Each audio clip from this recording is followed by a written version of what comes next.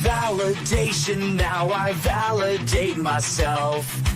Building inner strength, putting doubt up on the shelf. No more unnecessary drama, no more wasted time. Climbing higher constantly, making my own climb. Standing on higher ground, where excellence is found. My potential knows no bounds. Raising the bar, breaking ground. My network is my net worth. Choose your company wise. Surround yourself with eagles, not with sheep in disguise. Every interaction is a reflection of my brand. Quality over quantity, that's my personal command. Standing on higher ground, where excellence is found. My potential knows no bounds. Raising the bar, breaking ground. Whoa. I'm not just living, I'm manifesting my vision. Cutting through limitations with surgical precision. My expectations are my compass, my respect is my shield. To mediocrity and chaos, I will never yield.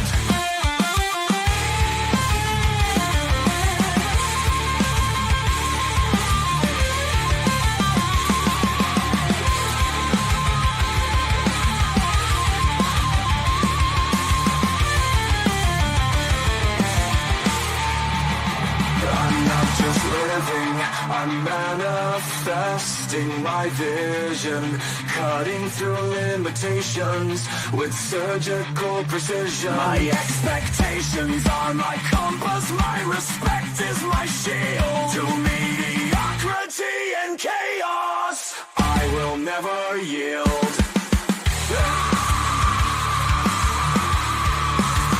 Standing on higher ground, where excellence is found.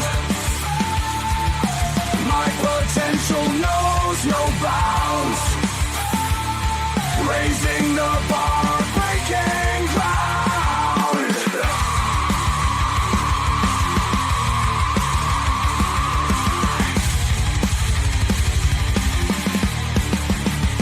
I'm not just living, I'm manifesting my vision. Cutting through limitations with surgical precision. My expectations are my compass, my respect is my shield. To mediocrity and chaos, I will never yield. How you doing, ladies and gentlemen? Welcome to This and That. I'm your host, Xander, where we're talking about this, that, and everything in between. Every day, bruh. I got something going on every day. I was able to wrap things up, but then, I had to decant before I got started today. So I still started 50 minutes late. We were supposed to start about an hour ago. That's all right, though, because, we never let the sun rise without going live. Just remember that we are live 7 nights a week. You want to hang around starting around about 10 o'clock Central Standard Time, which is about 11 o'clock Eastern Standard Time, and about 7 o'clock California time. We have received that motivation from Mr. Satellite before the show to get started on the show. So don't think that chanting "let's get started" in the comment section won't get us started a little bit sooner. Just note that if we haven't started yet, you hang around a little bit. We're going to get started because we got to do something every night of the week, 7 nights a week.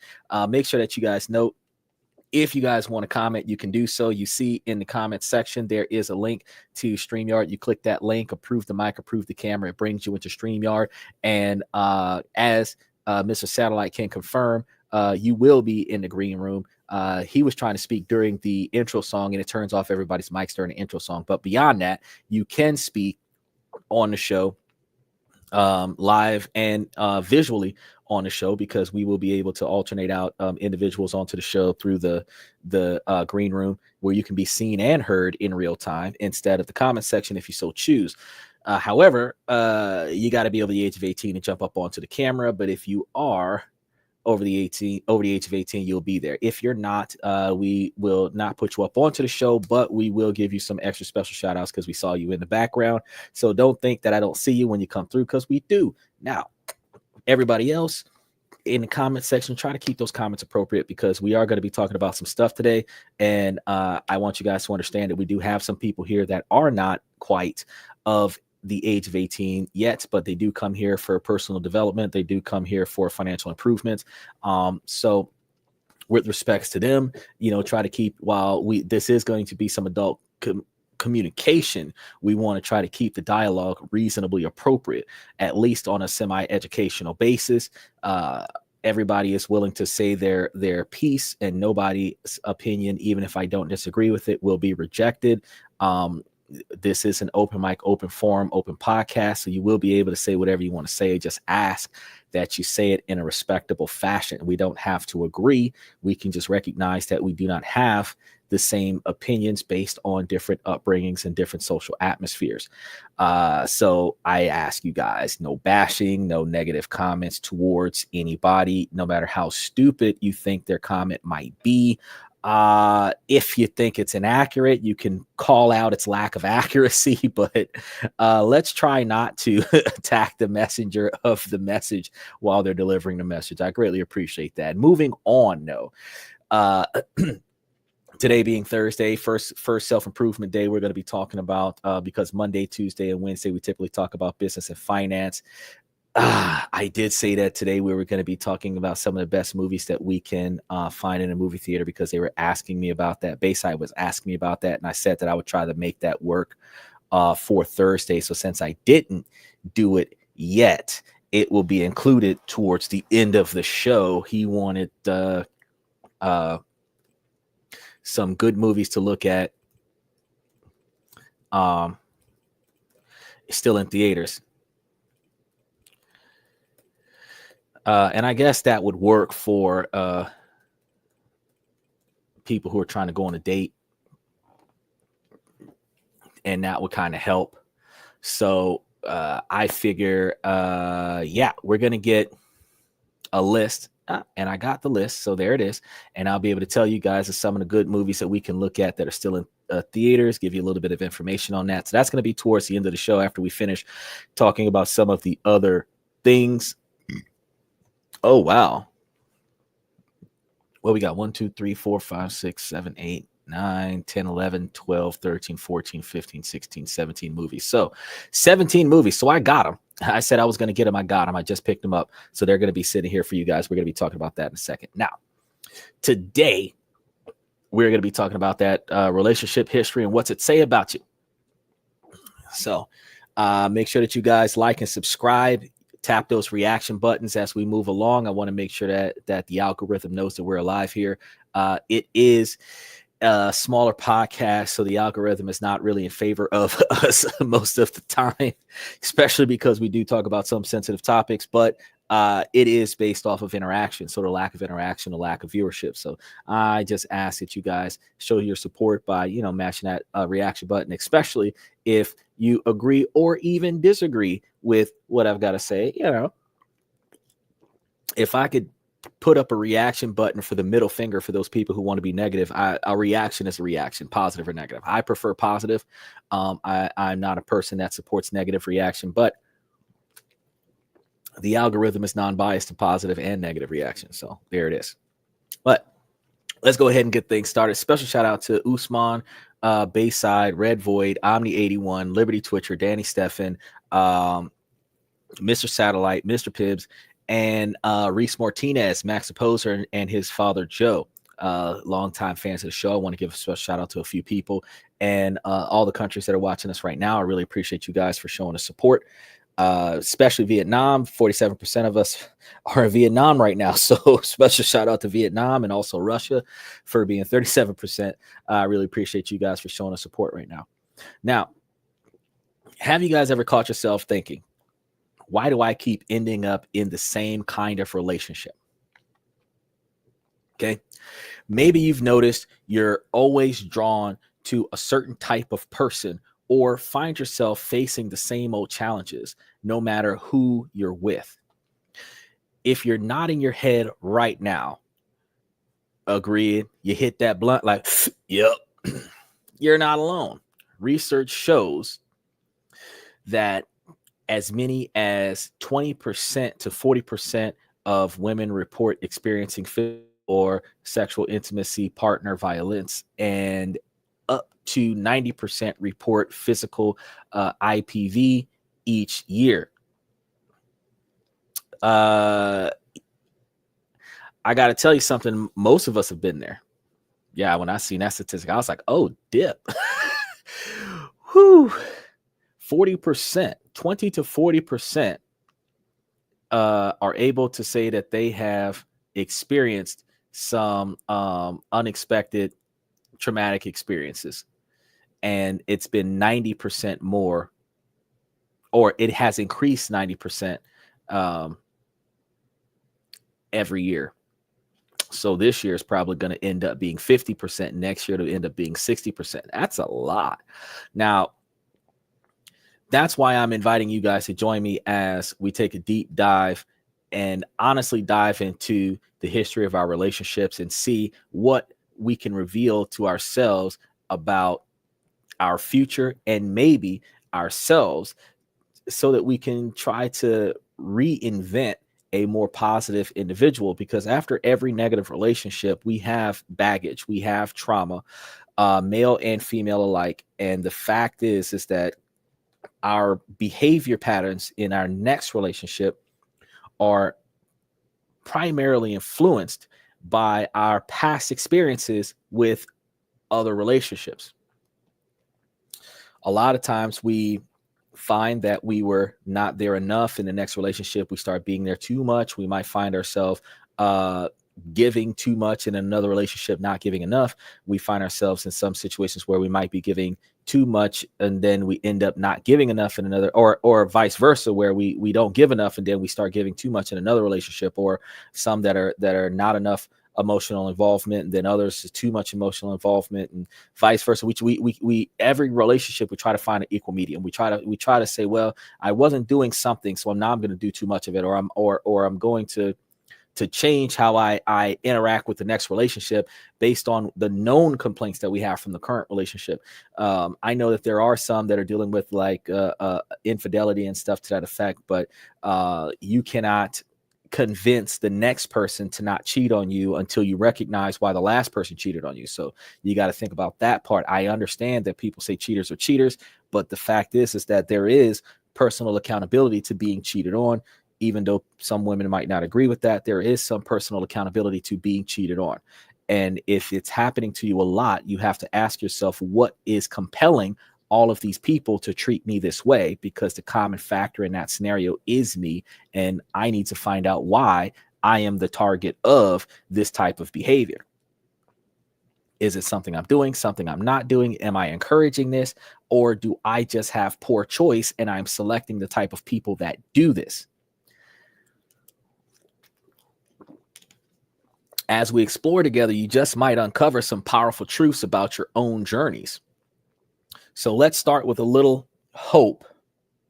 Nearly 2/3 of Americans in relationships say they're genuinely happy with their partners, showing that healthy, lasting love is a real possibility for you and anyone else that's watching the channel today. But here's a twist. Research shows that the relationship patterns we pick up early in life, even as kids, can shape how we connect as adults. In fact, a 15-year study found that people who took time to reflect and break free from negative relationship cycles were far more likely to enjoy long-lasting, satisfying partnerships by the time they hit 30. But if you feel stuck in a loop, choosing the same kind of partners, having the same arguments, or ending up in toxic situations, you're not imagining it. Psychologists call this repetition compulsion. And it's basically your brain's way of trying to fix old wounds by repeating them. For those of us who've experienced trauma or struggled with PTSD or complex PTSD, these patterns can be even harder to break. For example, research shows that 51 to 75% of women who are victims of IPV develop PTSD, and psychological abuse is a significant predictor of both PTSD and depression. Here's how it happens. With repetition compulsion, trauma survivors may unconsciously seek out familiar, even harmful relationship dynamics to solve past pain. For example, someone who was neglected as a child might stick with a partner who's emotionally unavailable, mistaking chaos for connection. Self-destructive coping. When emotions get overwhelming, some people turn to self-harm, risky behaviors, or substance use for relief. Studies show that those who experience more severe physical or sexual abuse are significantly more likely to report self-harm behaviors. There's trauma bonding, where toxic relationships can create powerful emotional bonds, where love and pain get tangled up.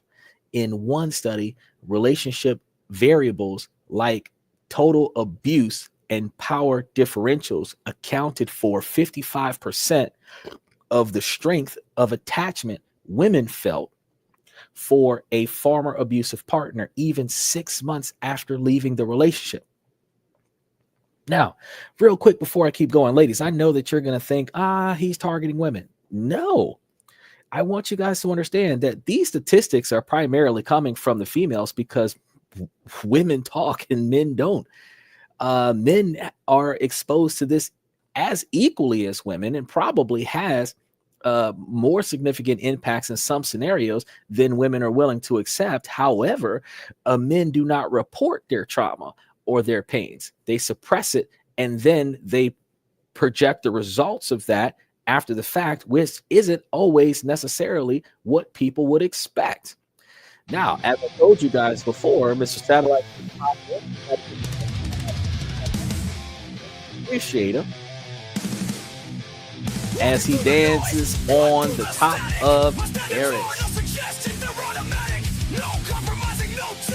It is his dad's birthday today. What's your dad's birthday? What's your dad's name? We can get him a special shout out on the show today. Mr. Satellite's V2, Mr. Satellite's birthday is today.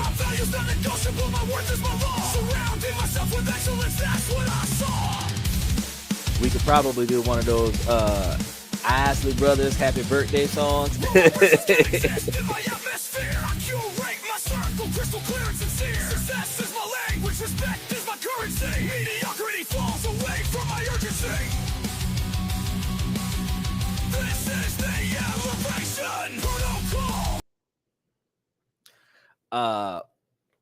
So yeah, special shout out to Mr. Satellite's dad. We greatly appreciate Mr. Satellite for coming to the show today. Hopefully your dad is doing well. How old is your dad so far, Mr. Satellite? He's what, 60, 70 years old, something to that effect. I see Danny Stephan and Red Void. I see you guys popping in from Twitch side as well as Twitter, still rocking it hard. I really appreciate you guys for coming to the show. Make sure y'all like and subscribe on y'all way in. Continuing as we wait for that response, PTSD from emotional numbing can make it hard to process emotions or resolve conflict, leading to passive acceptance of mistreatment. And the numbers are eye-opening. Up to 75% of women who experience IPV develop PTSD, and the majority meet criteria for at least one mental health disorder. Nearly all survivors of complex PTSD report emotional abuse in toxic relationships and ongoing emotional abuse in as a key driver of complex traumas. The longer and more severe the abuse, the higher the rate of self-harmed and disorder eating as coping mechanism. Yeah, disordered eating habits. So individuals that's been through a lot of trauma may find themselves in situations where they might be unnecessarily eating far too much food or not eating enough food to cope with the situations that they're involved in.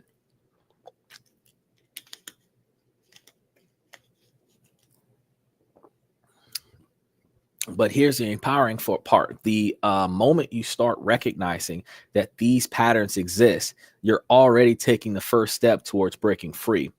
It's like a 12-step program for yourself. Awareness is very powerful, and it gives you the chance to rewrite your story and build the kind of relationship you truly want and deserve. So let's be real. Every relationship, whether it ends in heartbreak or happiness, teaches us something valuable about ourselves. And we can learn something about the other person too. But those tough breakups and disappointments are something that we need to pay close attention to, because they can leave us carrying emotional baggage, but they also give us the chance to heal, grow, and become stronger, more confident partners for the next person if we take the time to learn, grow, and improve. And here's a secret from experts: the happiest couples aren't perfect. So, ladies, this isn't a situation where you get into a bad relationship, you dip on that person, and then go get another one. Or you have a reasonably good relationship, but because there's one simple thing that's not going the way you would have hoped, that you abandon all of the good stuff in the relationship. You do have to analyze the positivity of your relationship and analyze the dislikes that occurs in a relationship and determine if it is in fact as toxic as you believe it to be. Because if you're not overthinking the situation due to unrealistic expectations, you could be throwing away a really good relationship just because of unrealistic selfish desires. Men try to use this activity to determine the volatility of their relationships, because while the one of the major things that a man would have missing out of his relationship would be physical intimacy, or emotional validation, or respect, confirmation, affirmation, and these are things is just basically the way he's being treated by his partner, that a lot of times men fail to verbalize. Not saying that women can't tell when their men are unhappy or non-satisfied, but truth be told, if you can't tell, you're not expected to be mind readers the same way men should not be expected to be mind readers. And if he's not verbalizing his discontent, how can you make changes in your behavior patterns if you don't notice something's going wrong? Likewise, ladies, it's the same way that if you have something that's going in the opposite direction of your expectations, it would benefit you to first attempt to verbalize your concerns and try to communicate with your partner about the things that you are concerned about, and then get your partner to try to make some changes. But this isn't a hostage negotiation where you're dictating terms. This is supposed to be unified communication between all parties, where you are going to agree to put forth change in a relationship that benefits both parties, hopefully. Now, what sets these parties apart, the partners that have these fights and squabbles and discontent, and then they band together and still improve, is their ability to turn a negative moment into a positive one.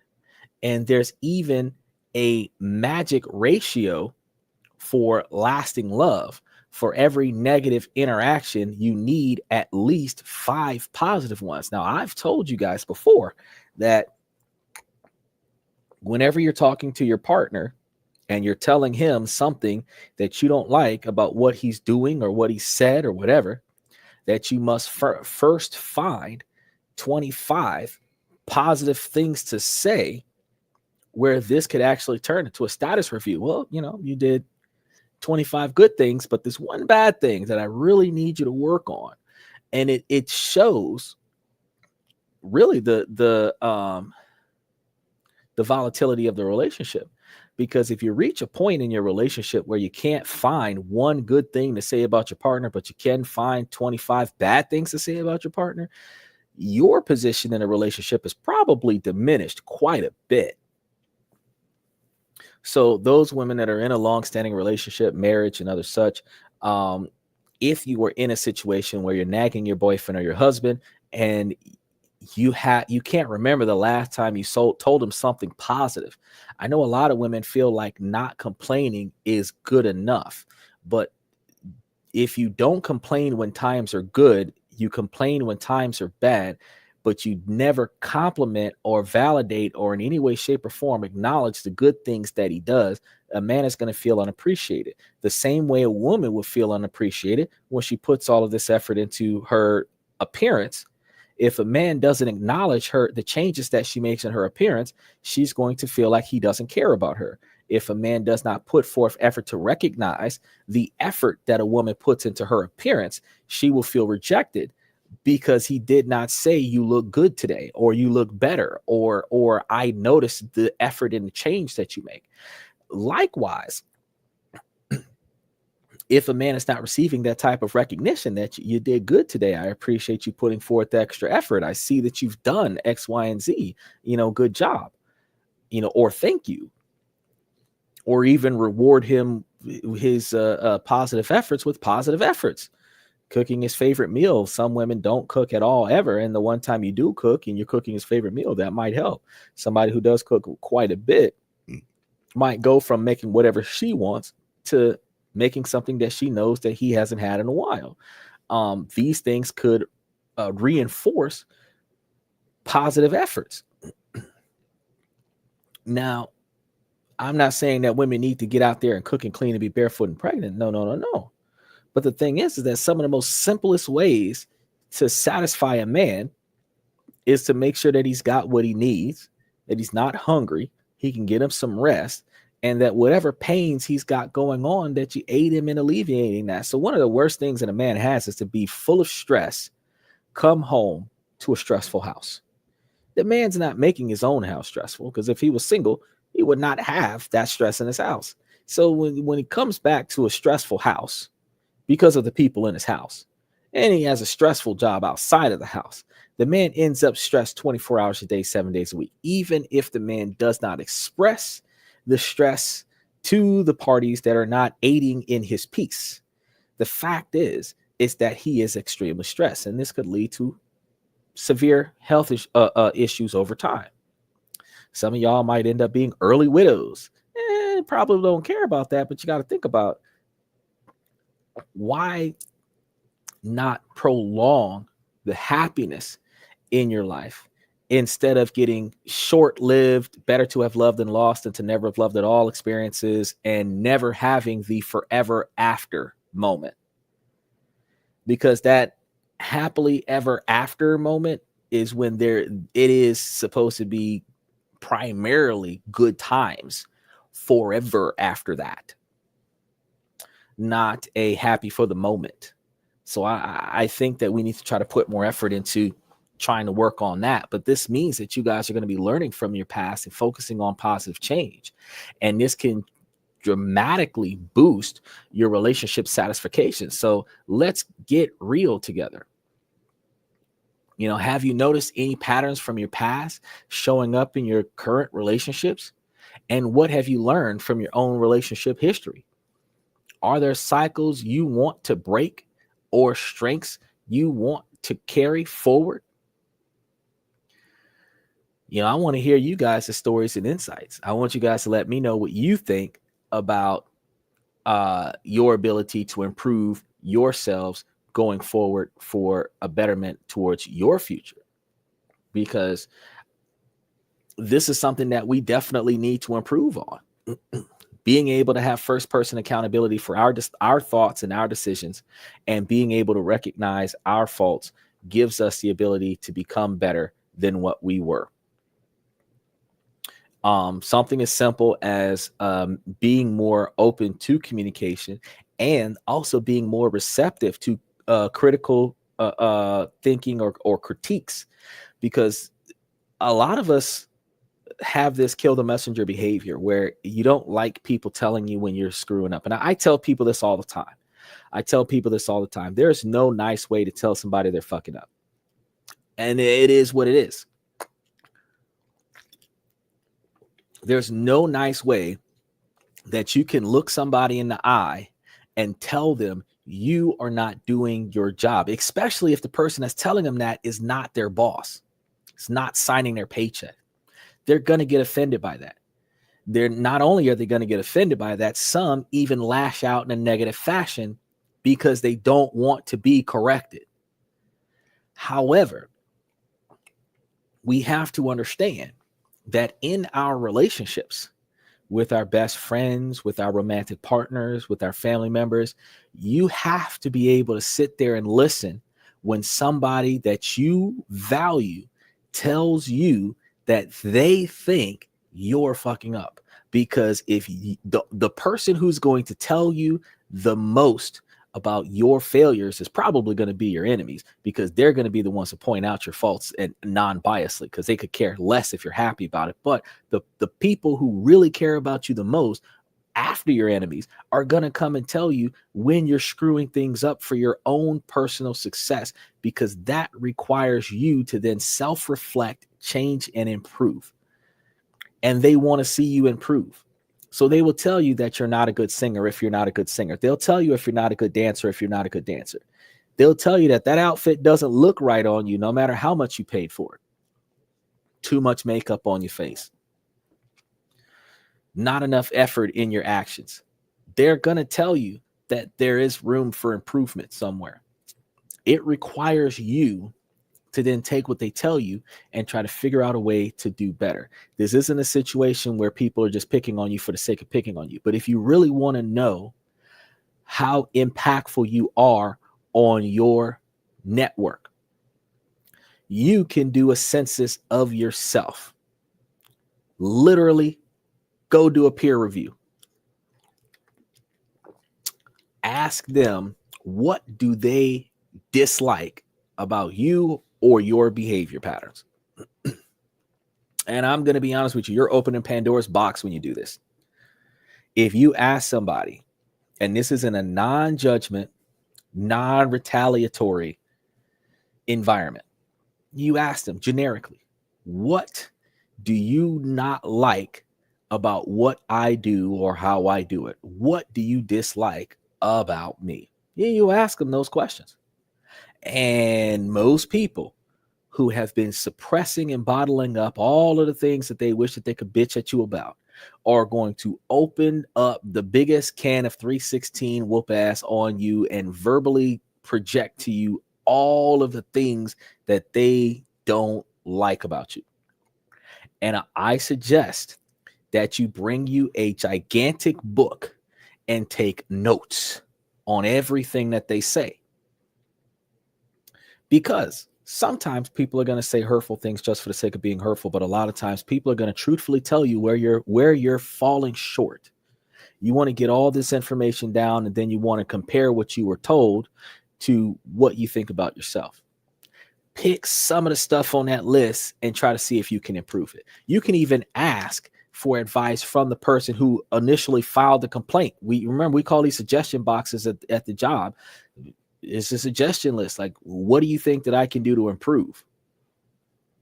And they'll tell you. You might not like what they have to say, but anybody who tells you that you're perfect just the way you are and you don't need to improve, lying to you, probably not a really good friend. Because if you were perfect, where you did not have to change and you did not have to improve, then guess what? You personally would be satisfied with your own life the way it is. If you're not satisfied with your relationship, if you're not satisfied with your social interactions, if you're not satisfied with the lifestyle that you live, there's something that you're not doing that is negatively impacting your ability to reach the goals that you are aiming for. And that is where you need to find those shortcomings, enhance and improve them.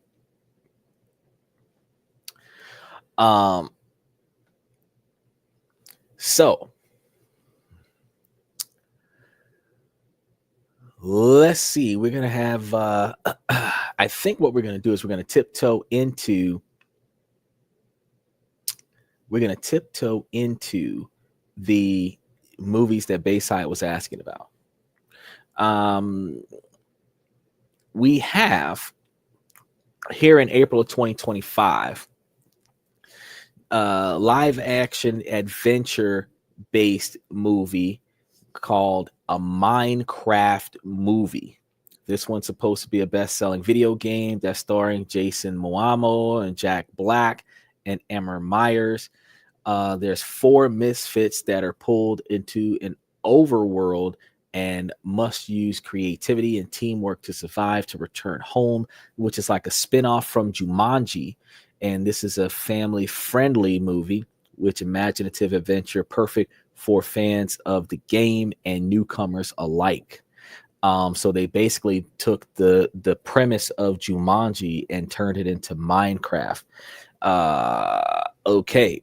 The Accountant 2 is still in stores, where Ben Affleck returns as Christian Wolf in this action-packed sequel when a treasury agent is murdered. So that's going to be pretty cool. Wolf teams up with a lethal brother, John Bertelli, to solve the case. That actually sounds like it might be pretty interesting. And they're going to be drawing attention to some of the most dangerous enemies. So if you guys enjoyed any of the other movies that Ben Affleck has done, this is going to be a must-see thriller. Sinners, you already know that this is going to be a paranormal one, because of the name. This one's still in the theaters right now. It's a supernatural period horror directed by Ryan Coogler, and it's going to star Michael B. Jordan in a dual role, where it's going to set in 1930, where twin brothers return to their hometown and confront a dark, destructive evil. Now, this film is going to blend horror, drama, and historical themes for a unique cinematic experience. I would get surround sound system and blast that at the house. You have The Legend of Orchi,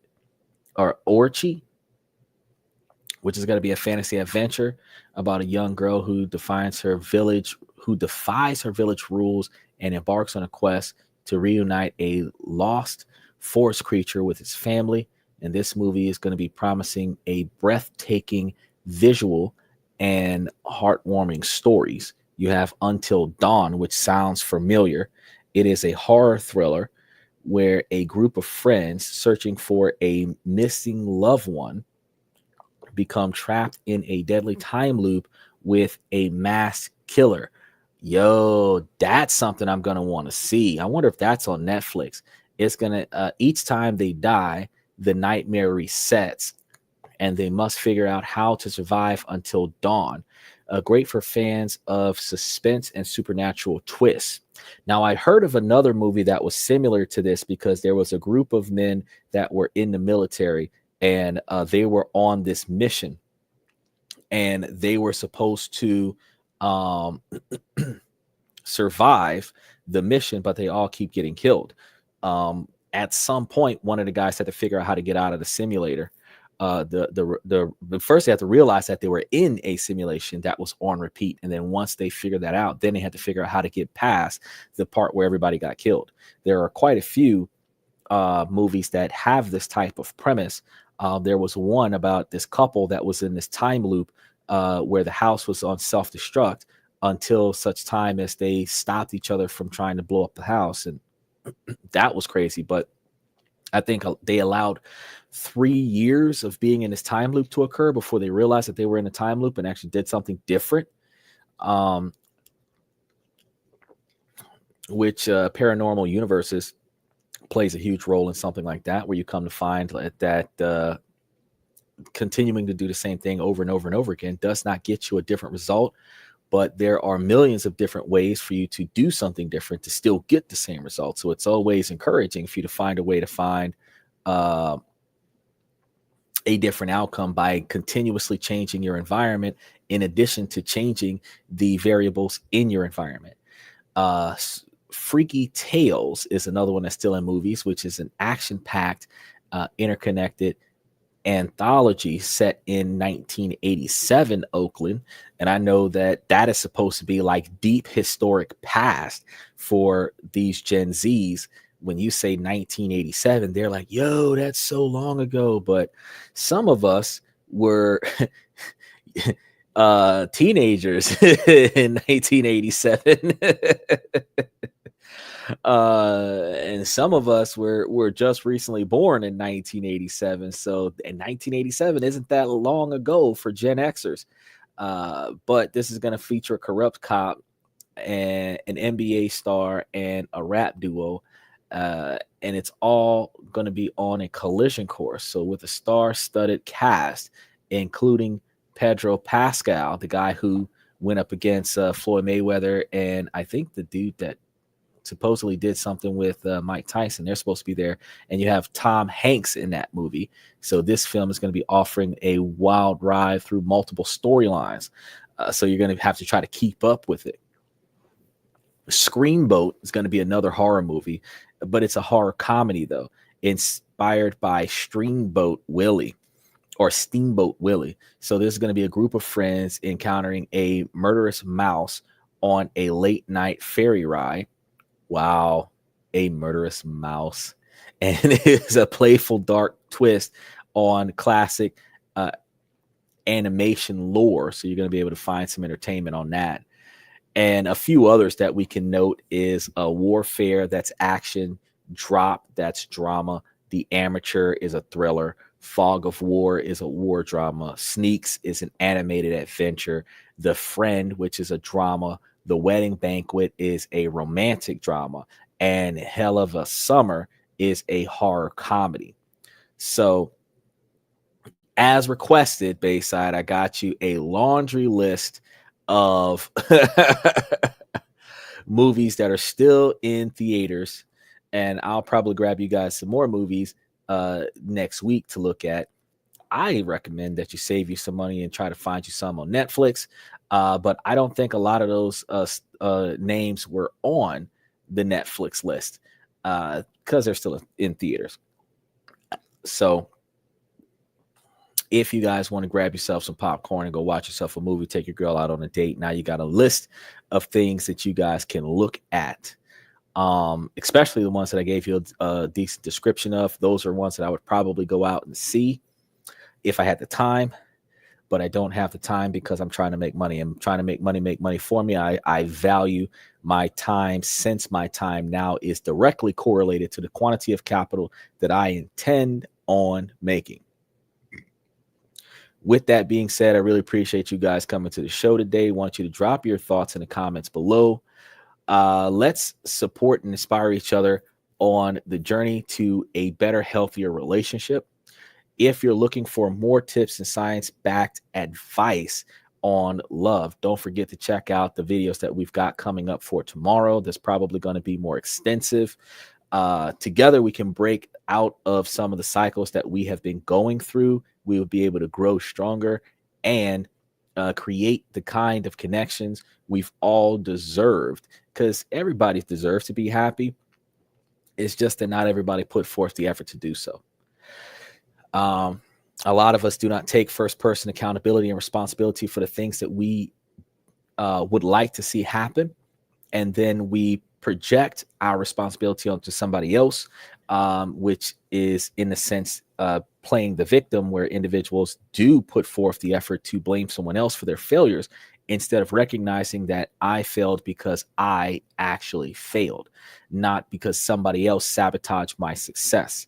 But it's easier to say to somebody else sabotage my success than it is for me to say that I failed. So with all of us having that behavior, to recognize that it is easier to blame someone else for our own individual failures. Once we start recognizing where we went wrong in this situation, we can determine how we can better approach a similar scenario without having to go through this type of negativity.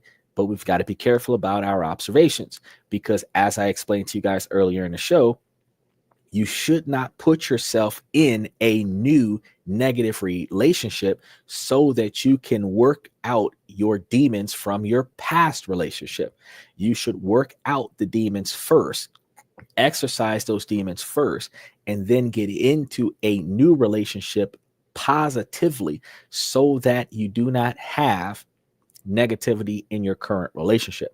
I understand that there are a lot of people who are on these dating platforms and they want to find a relationship, but they don't put forth the effort to engage in the other people in the relationship, specifically because they know that they have a lot of chaos in their lives and they understand that they've got to work through that chaos before they involve a new person into their lives. I'm going to tell those people right now today that you can compartmentalize some of the chaos that you have in your life. You can put aside some of that chaos and start developing a positive relationship separate from the chaos. No one should allow their life to be engulfed with chaos. Just like you have a 9 to 5, you should have a limited quantity of chaos that you deal with on a regular basis. Whether it's extreme chaos or minor discomfort, you should have a limited quantity that you deal with on a daily basis, and the rest of it you leave for another situation.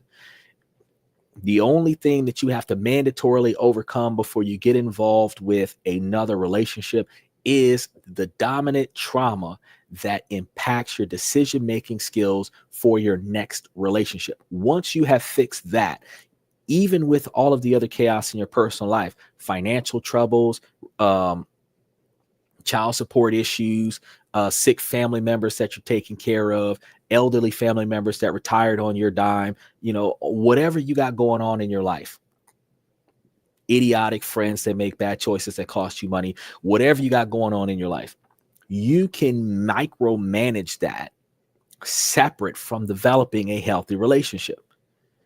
You can limit ridiculous calls from your friends to a certain time of day. After that time, they can't mess with you. After they're not allowed to call you for nothing other than a legitimate emergency. And I identify initially to the people that I matter to, that a severe emergency requires their internal organs to be on the outside of their body to call me. So if you're calling me, it better be an emergency where you have internal organs outside of your body, because just calling me to tell me how you pissed off about somebody like not valeting your car correctly, I don't want to hear that at certain times of night, But if you got hurt and you're headed to the hospital because you got hurt, I want to know about that.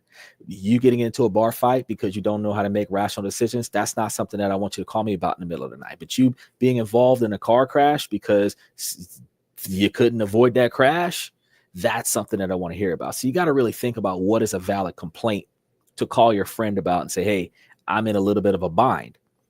Emergency calls are fine, but you got to really define what is an emergency. They discontinued the primary star of a favorite TV show. It's not an emergency. Yeah, it shocks you, but it can wait. So again, if you're able to mitigate the quantities of chaos in your life, then you can find yourself with more time and effort for peace. And as you start expanding on your realm of peace, the new partner that you're trying to get involved with can be part of that peace, hopefully, which as your peace expands, so does the room for that other person. And that other person is introduced to your peace, not your chaos. And you can manage a peaceful atmosphere with that individual. And the more they get to know you, the more they will get to expand themselves and just so happen to come across some of the potential chaotic things that you got going on in your life. And if they come across some of that, they will be able to make the conscious choice to be involved with alleviating your chaos or not interacting with your chaos in a negative fashion. And that's one of the things that I strongly encourage you guys to look into. There's my guy. Special shout out to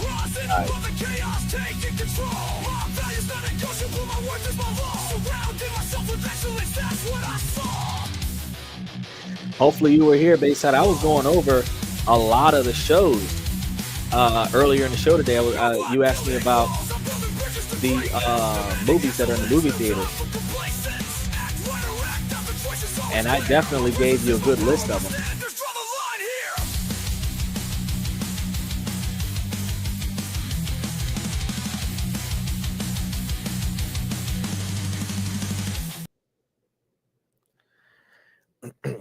So, and that's awesome because the next person that jumps in gets the bass drop.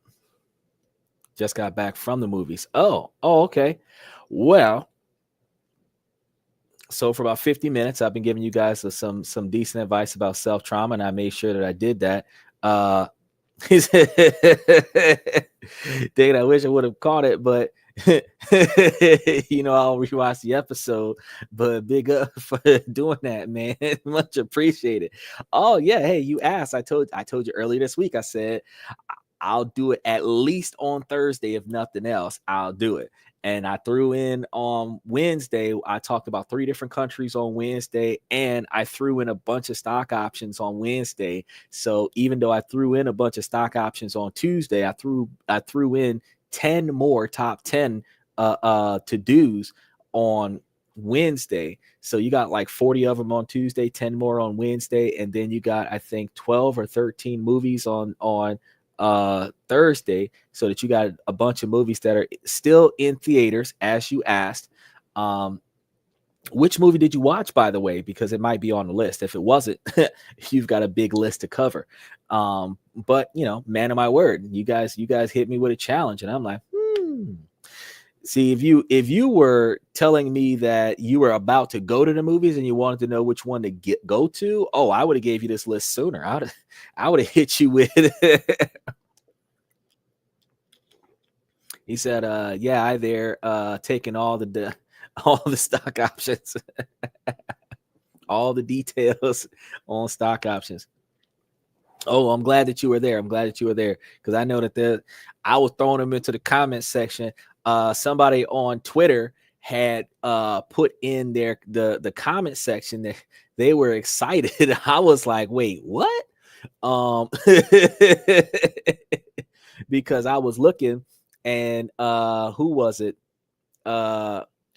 Juanita Bradrick said, "Oh my God, perfect."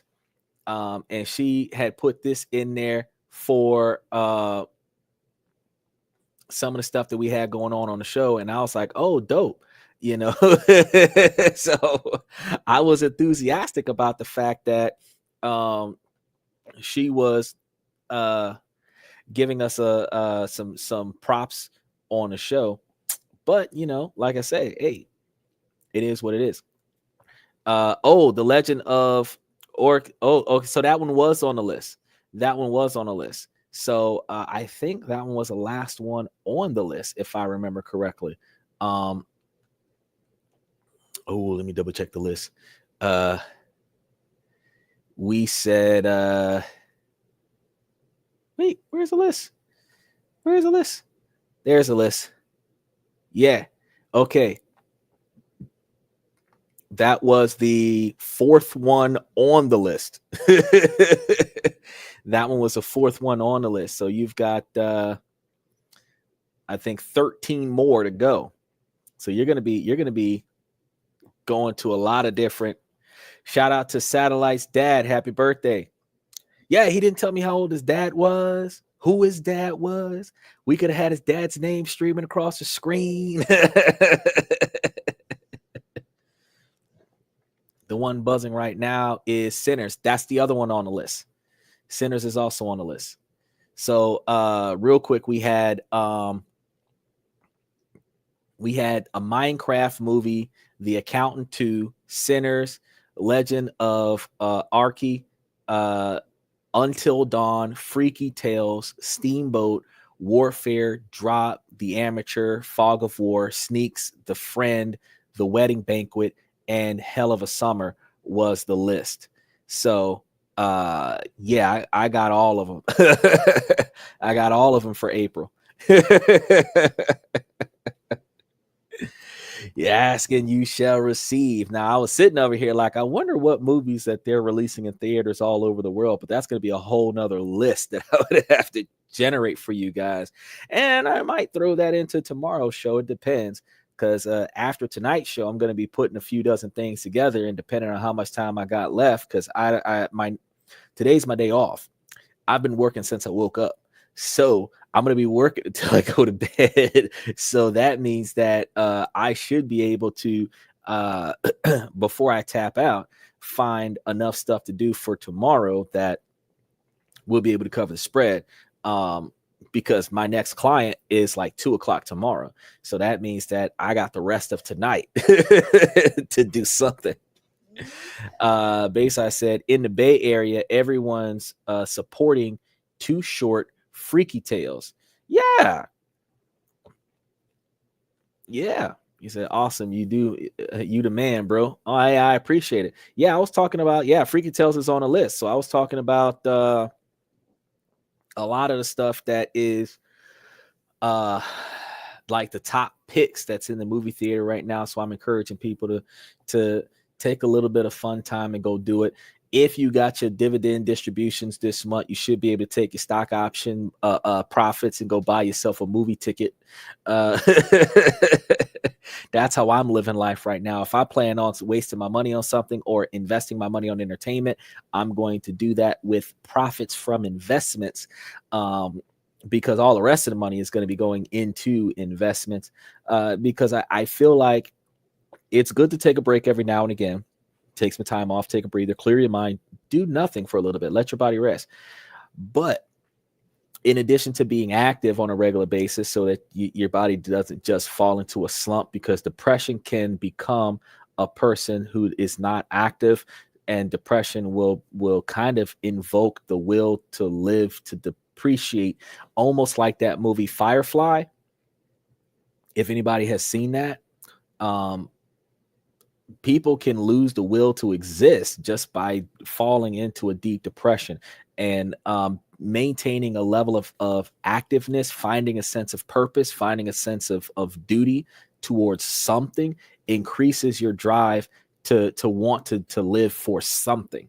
And ultimately, a lot of times, men especially dedicate themselves to their girlfriend or their wife, and that gives them reasons to live. A lot of times, adults dedicate themselves to their children, which gives them reasons to live. You've got to find something, even if it's nothing more than your dog or your 36 cats. Give yourself a reason to get up out of bed and apply yourself to something every day, because if not, you will fall into a slump that's hard to break out of. So yeah, going to a movie and catching yourself a movie is a good way to go. Just don't waste a lot of capital on that. Use your profits, not your principal. So you get your paycheck, you invest in your stock option, you get paid from your stock option, go to a movie. That way, the money you're getting from the stock option could be your movie money, essentially, in the beginning. So you're getting a couple $100 a month from your stock options. That could be your movie money. But the principal is going towards the stock option, which means the stock should increase on a regular basis. I know some people say, well, what's the difference? If you're, instead of putting 200 into the stock, you go buy the movie instead of getting 200 from the stock, and then just take the 200 from the stock and reinvest in the stock. Well, think about it. If you're putting 200 into the stock and the stock is paying you 200, and you could have put that 200 back into the stock, you could have put 400 in the stock. You chose not to. So the difference between taking your capital and going and do entertainment versus investing your capital into the principal of your investment and then taking a dividend from your investment and putting forth the effort to go into it, to go and do entertainment, is the difference in your mindset, because it takes 66 days to develop a habit. We've been talking about this for about 5 or 6 months now, and a few people have started doing it about 45 days ago. It takes 60 days of habit of you investing in your own success before you formulate a instinctual pattern of investing in your own success. So instead of breaking that pattern, the same way somebody who quit smoking breaks that pattern by going to a place full of smoke and then going to a place that's going to offer them smokes and then starting to smoke again, you don't break the pattern of investing by going to take your principal and going to get entertainment. You instead invest your principal into your stocks first, and then take the dividends and go and entertain yourself. That way you have the habit of only spending the profits of your investment, and then you can have as much fun as you want. You can literally live life to the maximum quantity of dividend distributions if you take your principal and put it towards your investment first, and then live off of your the interest, because whatever you're getting off of your interest is going to be the same amount every month, as long as the stock doesn't crash.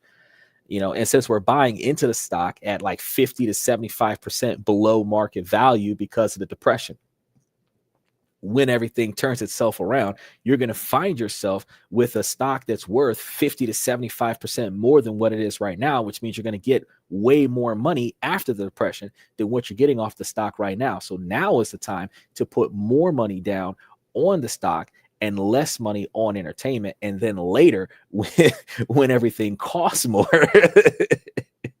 you can rethink your position, but you're going to have more capital coming to you. My mentality when it comes down to spending my interest from my principal investment would be to do a 60-40 split. And this 60-40 split is the diversification of expansion of a business. We are our own personal business. So here's the thing. If I put $1,000 into the stock and I get $150 from the stock, I'm going to want to put $100 back into the stock and then spend the other 50. You want to do a 60-40 split where 60% of your profits are reinvested into your expansion. 40% of your profits, you do whatever you want with. That encourages growth. That's also on the same 60-40 business model where 30 to 40% of your debt is your entire standard of living, and the other 60% can be invested into your growth. Likewise, if you can set it up where 60% of your paycheck can go towards investments and 40% of your paycheck can go towards your bills, you're literally living a 60-40 lifestyle, but you're building 60% growth on everything that you do, with 15 to 25% compounded interest on your 60% growth, which gives you a larger quantity of expansion, where over time, your 40% will not be the same value. Your 40% will grow 60% plus 20% interest, which ends up giving you more disposable cash, more discretionary spending over time. It still gives you 40% to go have fun with, to live your life the way you normally live your life, but it gives you the ability to grow. So there's never a time where you're going to say, I spent too much money this month. I'm only giving myself for 40% of my profits spending limit. So if you guys just started investing in stocks and stock only gave you $50 this month, that means you only got 40% of that to spend. What's that, $25? No, that's 50%. If it gave you $50, you only got like $20 to spend because you invested and it only gave you $50. When you invest and it gives you back $1,000 and you're spending 40%, it means you're spending $400. When you invest enough where it's giving you $10,000, you only spending $4,000. But if you're spending $4,000, that $4,000 should be covering your standard of living before it starts covering your entertainment. And if it is covering your standard of living, guess what you're doing with your paycheck? Putting 100% of the money that you get from your job into your stock option, taking 40% of the dividends distributed to you, spending that on your standard of living, taking the change, entertaining yourself, and still taking 60% and putting back into the stock option, which means now you can quit your job if you wanted to, because your stock option pays for your standard of living and you have money left over to reinvest into expansion and still enjoy the pleasures of life. That is when you qualify for retirement. So while I give you guys good ideas to go and entertain yourselves with movies and stuff, just make sure that there is another way for you guys to make a life of no stress, because a large majority of our lives is financial stress. Okay. Not having enough money to pay the bills, having enough money to pay the bills, but the money doesn't come in time for the bill to get paid, which now makes us not have enough money to pay the bill, because now we have to pay the bill with late fees and interest. not having a balanced budget where we can pay everything on time or early, rely on circulations of credit cards, revolving credit, so that we can mitigate our funds a little bit faster. Then we have the stress from our relationships, lack of agreement, power dynamic struggles, power struggles with the kids. Then we have the stressors of the job because we don't like the job that we have, but it pays us enough money to cover what we're trying to accomplish. And that's a whole nother level of stress, because if you hate what you're doing, but you need the money, so you don't even love how much you're getting paid, you just need the money. You're not happy at this job at all. And that's a whole nother level of stress. Then you have stress with family. Then you have stress with friends. All of these stressors have to be compartmentalized, but it really takes us to first find we have to first find solutions for one issue at a time. So I'm helping you guys right now with a financial solution, because a financial solution will take the largest majority of stress off your plate, because now you don't have to wonder where your money's coming from or where it's going to go. Then today we're working on social improvement, because today's topic was supposed to be talking about your ability to improve your personal relationships and learn from your past mistakes that's leading you to making future mistakes. And that will help you with making better choices in upcoming relationships, or improve the current relationship that you're in by approaching your partner with a more positive and enlightened conversation. Because some people believe that claiming emotional intelligence makes them smarter than the other person. No, emotional intelligence means that you're not going to allow yourself to get emotionally overwhelmed and then say or do something that you regret and potentially can't take back, which could destroy your relationship.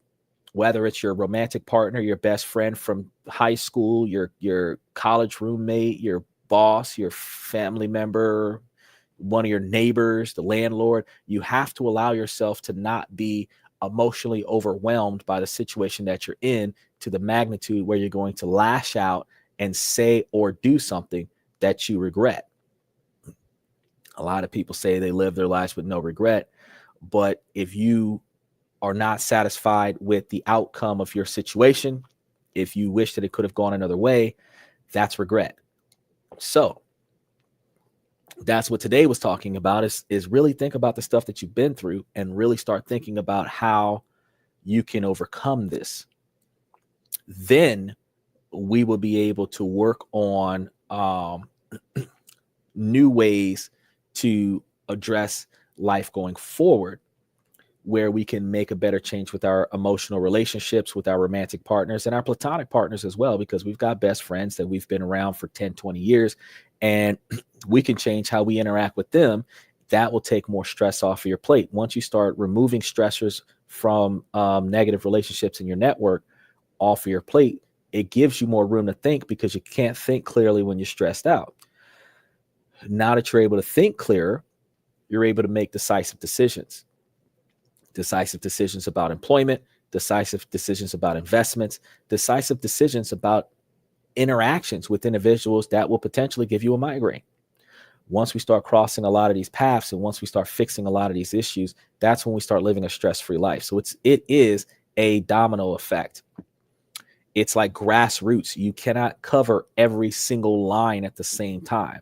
You have to treat this like the DMV. You've got to pick a line, get in that line, resolve one issue, get in the next line and resolve that issue, get in the next line and resolve that issue. And eventually you will resolve all of the initial issues that are the symptoms to the bigger problem. And then you can start addressing the bigger problem. Now, I know that a lot of times people say, don't treat the symptoms, treat the problem. But if you're distracted by the symptoms, how are you going to treat the problem?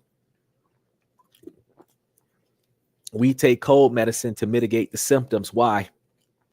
Because the problem is that we need rest. We can't rest if we've got stuffy nose, runny nose, fevers, all this other stuff. We can't rest. So what do?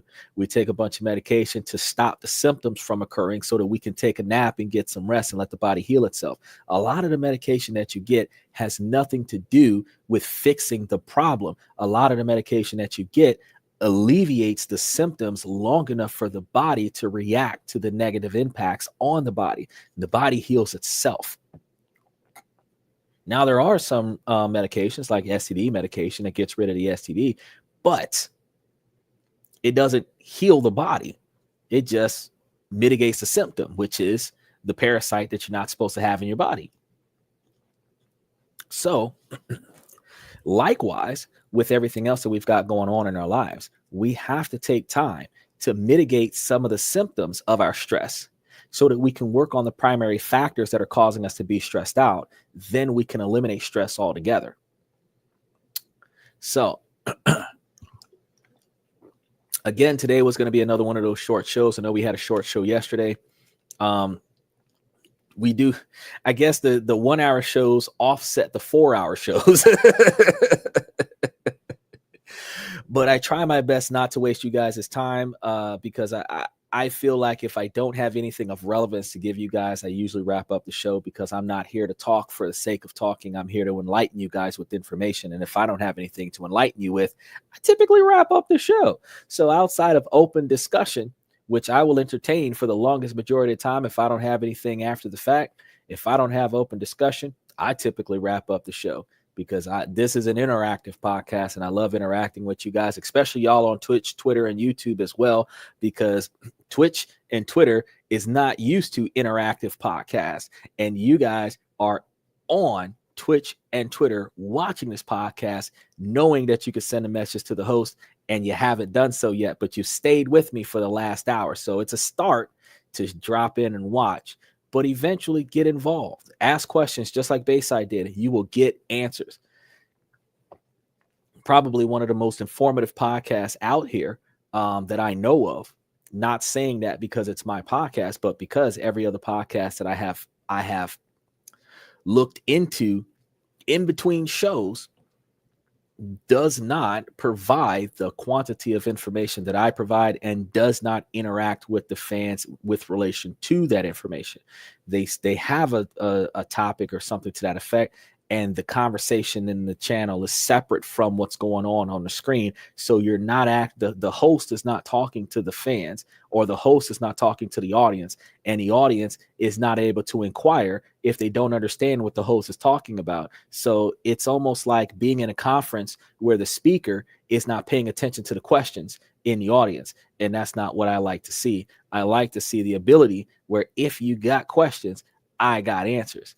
And a lot of times I provide you with enough information where you change the questions. And as you change the questions, I should change the answers to accommodate those questions. So I encourage you guys to put forth an extra effort to get involved.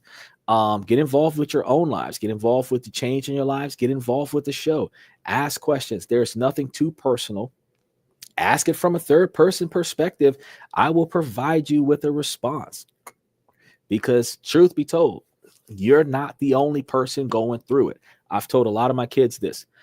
The fact is that if you have a problem, odds are there's at least a handful of people around you with the same problem with less courage than you to ask for help.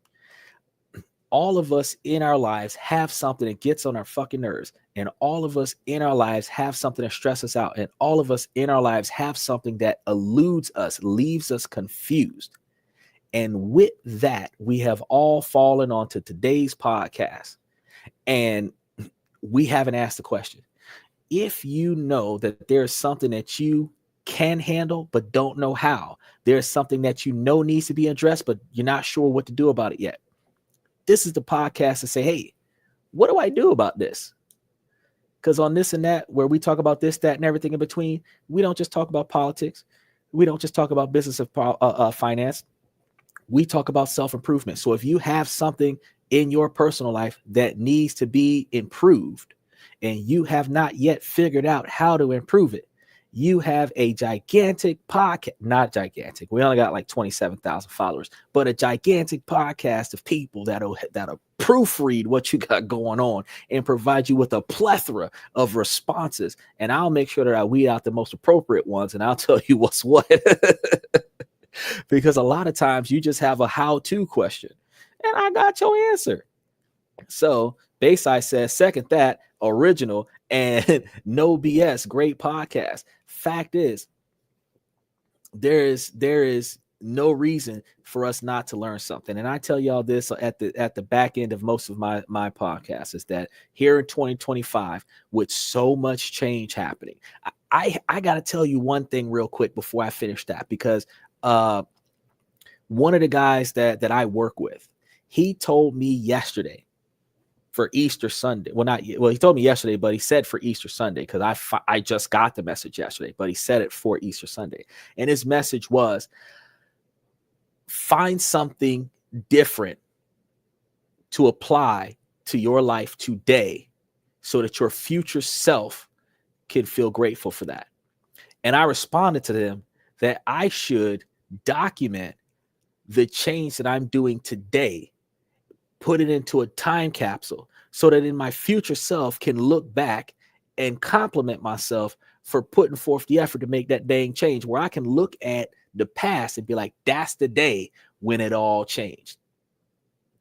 I'm going to take that guy's advice and I'm going to tell you guys, and I'm going to say, look at the shit you're going through, because all of us is going through some shit, and you need to find one thing that you can actively change right now to make yourself satisfied in the future.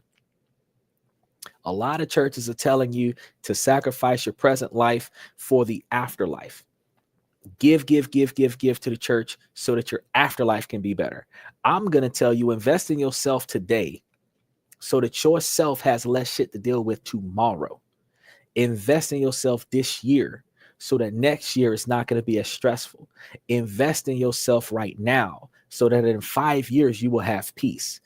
Start mitigating your peace right now so that by July you have some peace. Start circumventing some of the catastrophic stuff in your life right now in April so that May starts drama free. Like there is short-term goals. You need to find a way to give yourself the start. May 1st should be a stress-free day. That should be your goal. With what, 5-6 days left to do it with? May 1st should be a stress-free day. And then the first week of June should be a stress-free week. And then the first 2 weeks of July should be a stress-free first half of the month. And then August should be a stress-free month. If you can set short-term goals, and even if you don't accomplish all 4 of those goals, if you can find a way to accomplish a little bit of that, you might just have like the first 3 days out of the month not be stressful because your rent is paid, all your bills is paid, because you paid everything on the 20th of the previous month. At least the first week of your month is not stressful. If you can find a way to say, you know what, I can't stop other people from having drama in their lives, but I'm not going to answer the phone when they call me, at least you're not dealing with other people's stress. If you can say, well, ain't nobody in need of no help, so I'm not going to reach out and try to express extra assistance to the friends and family in my network that is only going to utilize my resources to make them not have to do as much. Now you got more resources so that you can do more for yourself. Not saying be selfish, but I'm saying stop spreading yourself so thin. I realized today that from the time I woke up until now, I have been on the go. And today is my day off. I have not stopped doing stuff. And today is my day off. I got a full schedule tomorrow. At some point, I have to put it in my agenda to take days off, to literally do nothing besides this podcast. I do fit those days in during the week, but I have to find a way to, if I put it on my agenda, to make change so that I start the podcast on time every day instead of starting the podcast 30, 45 minutes late. The changes that you make in your life improves your ability to succeed. I think part of the reason why I start so late is just because I'm a night person, so I like doing everything late at night. But the peak hours is right there between 10:30 and 11:45. So I try to start right around peak hours because the more people are going to be here at the beginning of the show during peak hours, and a lot of y'all start trailing out in like 30 minutes. So that 10:30, 10:45 to like 12:30, 1 o'clock is typically the peak time. And I just Try to keep y'all inside of that area because it keeps the algorithm working. Small podcast. But Bayside says, as will I, for watching you and applying the strategies to investing. Bro, Bayside's been investing, y'all. Rev Chap 76 has been investing. And I think one of them started a trust. Which was it, you or was it Rev that started the trust? Bayside, I think one of y'all has started the trust and got a trust going. Usman's been investing internationally. There's another gentleman that I've been talking to because I teach his kids, and I give him all of the shares and stocks and bonds and trades information. I put it all in a PDF file and I send it to him when I send his kids homework. And he's investing. I just told him about one of his kids needing glasses. His daughter's got glasses now. They're going to be ready by Tuesday. So now she can see to get better grades in her schoolwork. So when I provide advice, I'm not just telling you guys to do this just for the sake of. He was like, oh man, what can I do for you? Learn from me and pass it forward. That's what you can do for me.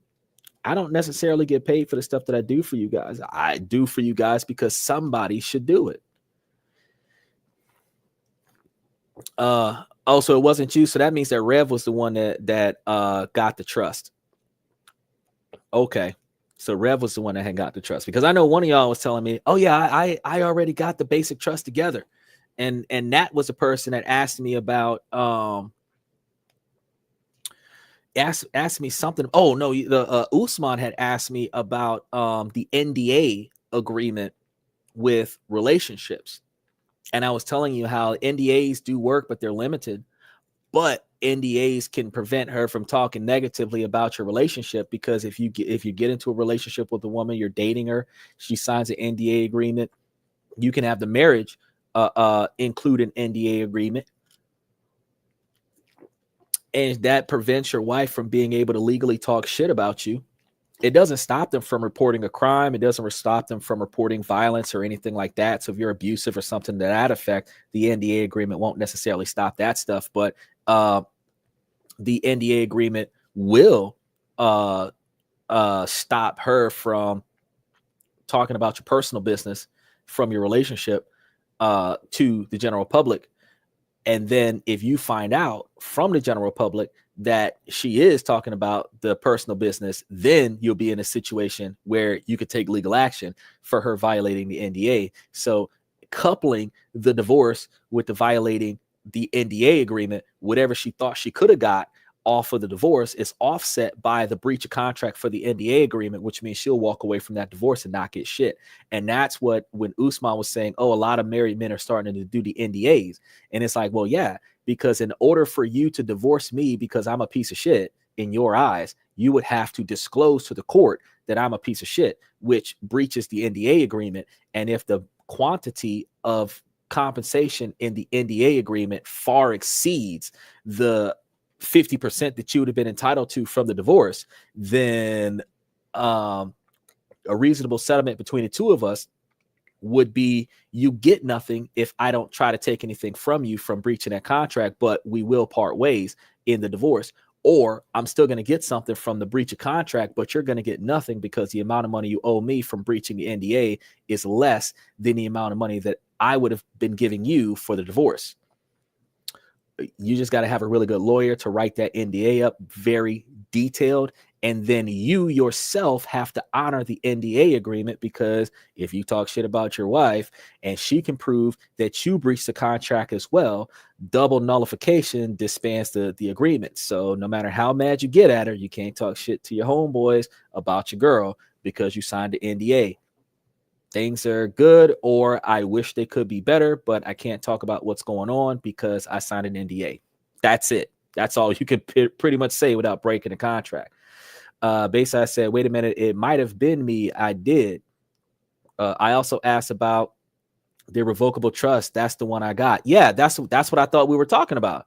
That's why I knew it was, I was more than positive it was you, but I know that Rev was talking to me about some of that stuff also. He asked me, how do you feel about Shannon Sharp's situation about being sued for $50 million? Good question. Why is he being sued for $50 million?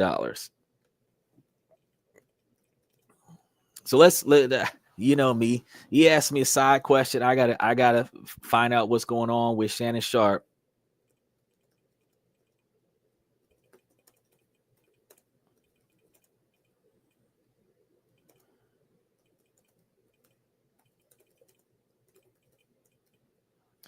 Usually they deserve it, unless people do stuff.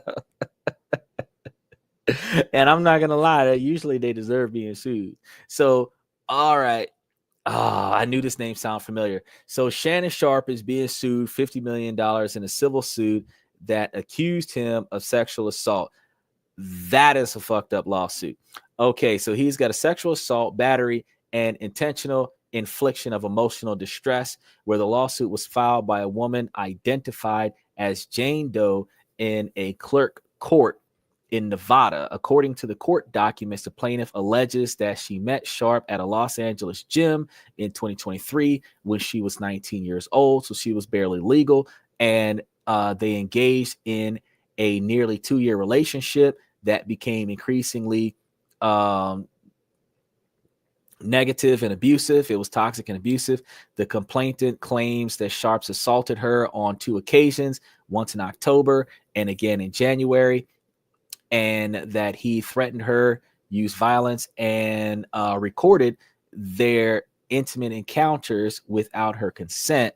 The plaintiff also alleges that Sharp manipulated, intimidated, and emotionally abused her throughout their relationship, sometimes refusing to accept her no and continuing despite her protest. The lawsuit seeking $50 million in compensatory and punitive damages, where Sharp has publicly denied the allegations, calling them a shakedown and asserting that the relationship was consensual. He had announced that he is stepping away from his ESPN duties temporarily to address the lawsuit and defend himself against the claim.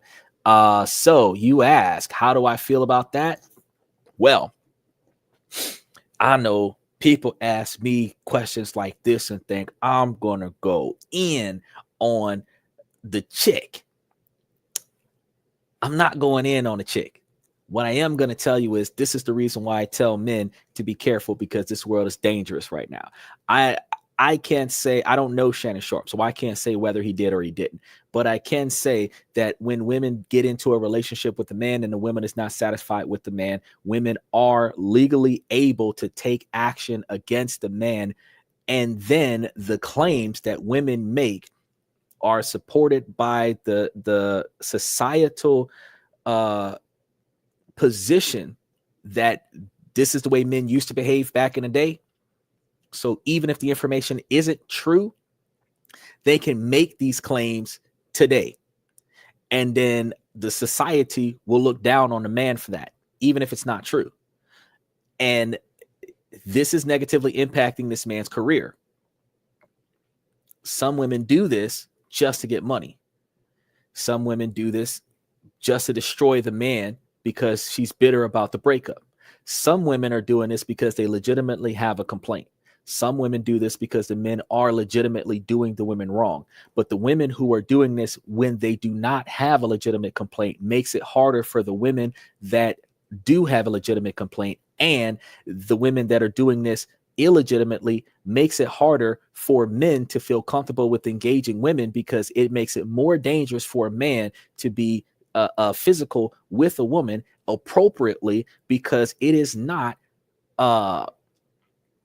what actually happens that matters. It's what she says happens that matters, which ultimately means that you would have to record every engagement that you get with this other person with their consent in a 2 consent state.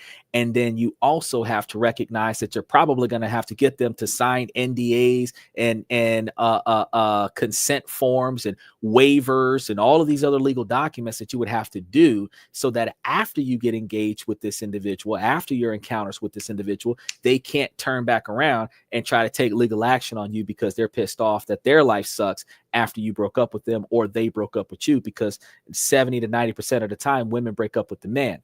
Very rarely do men break up with women, but when they do, the men leave because the men are not satisfied with how they're being treated.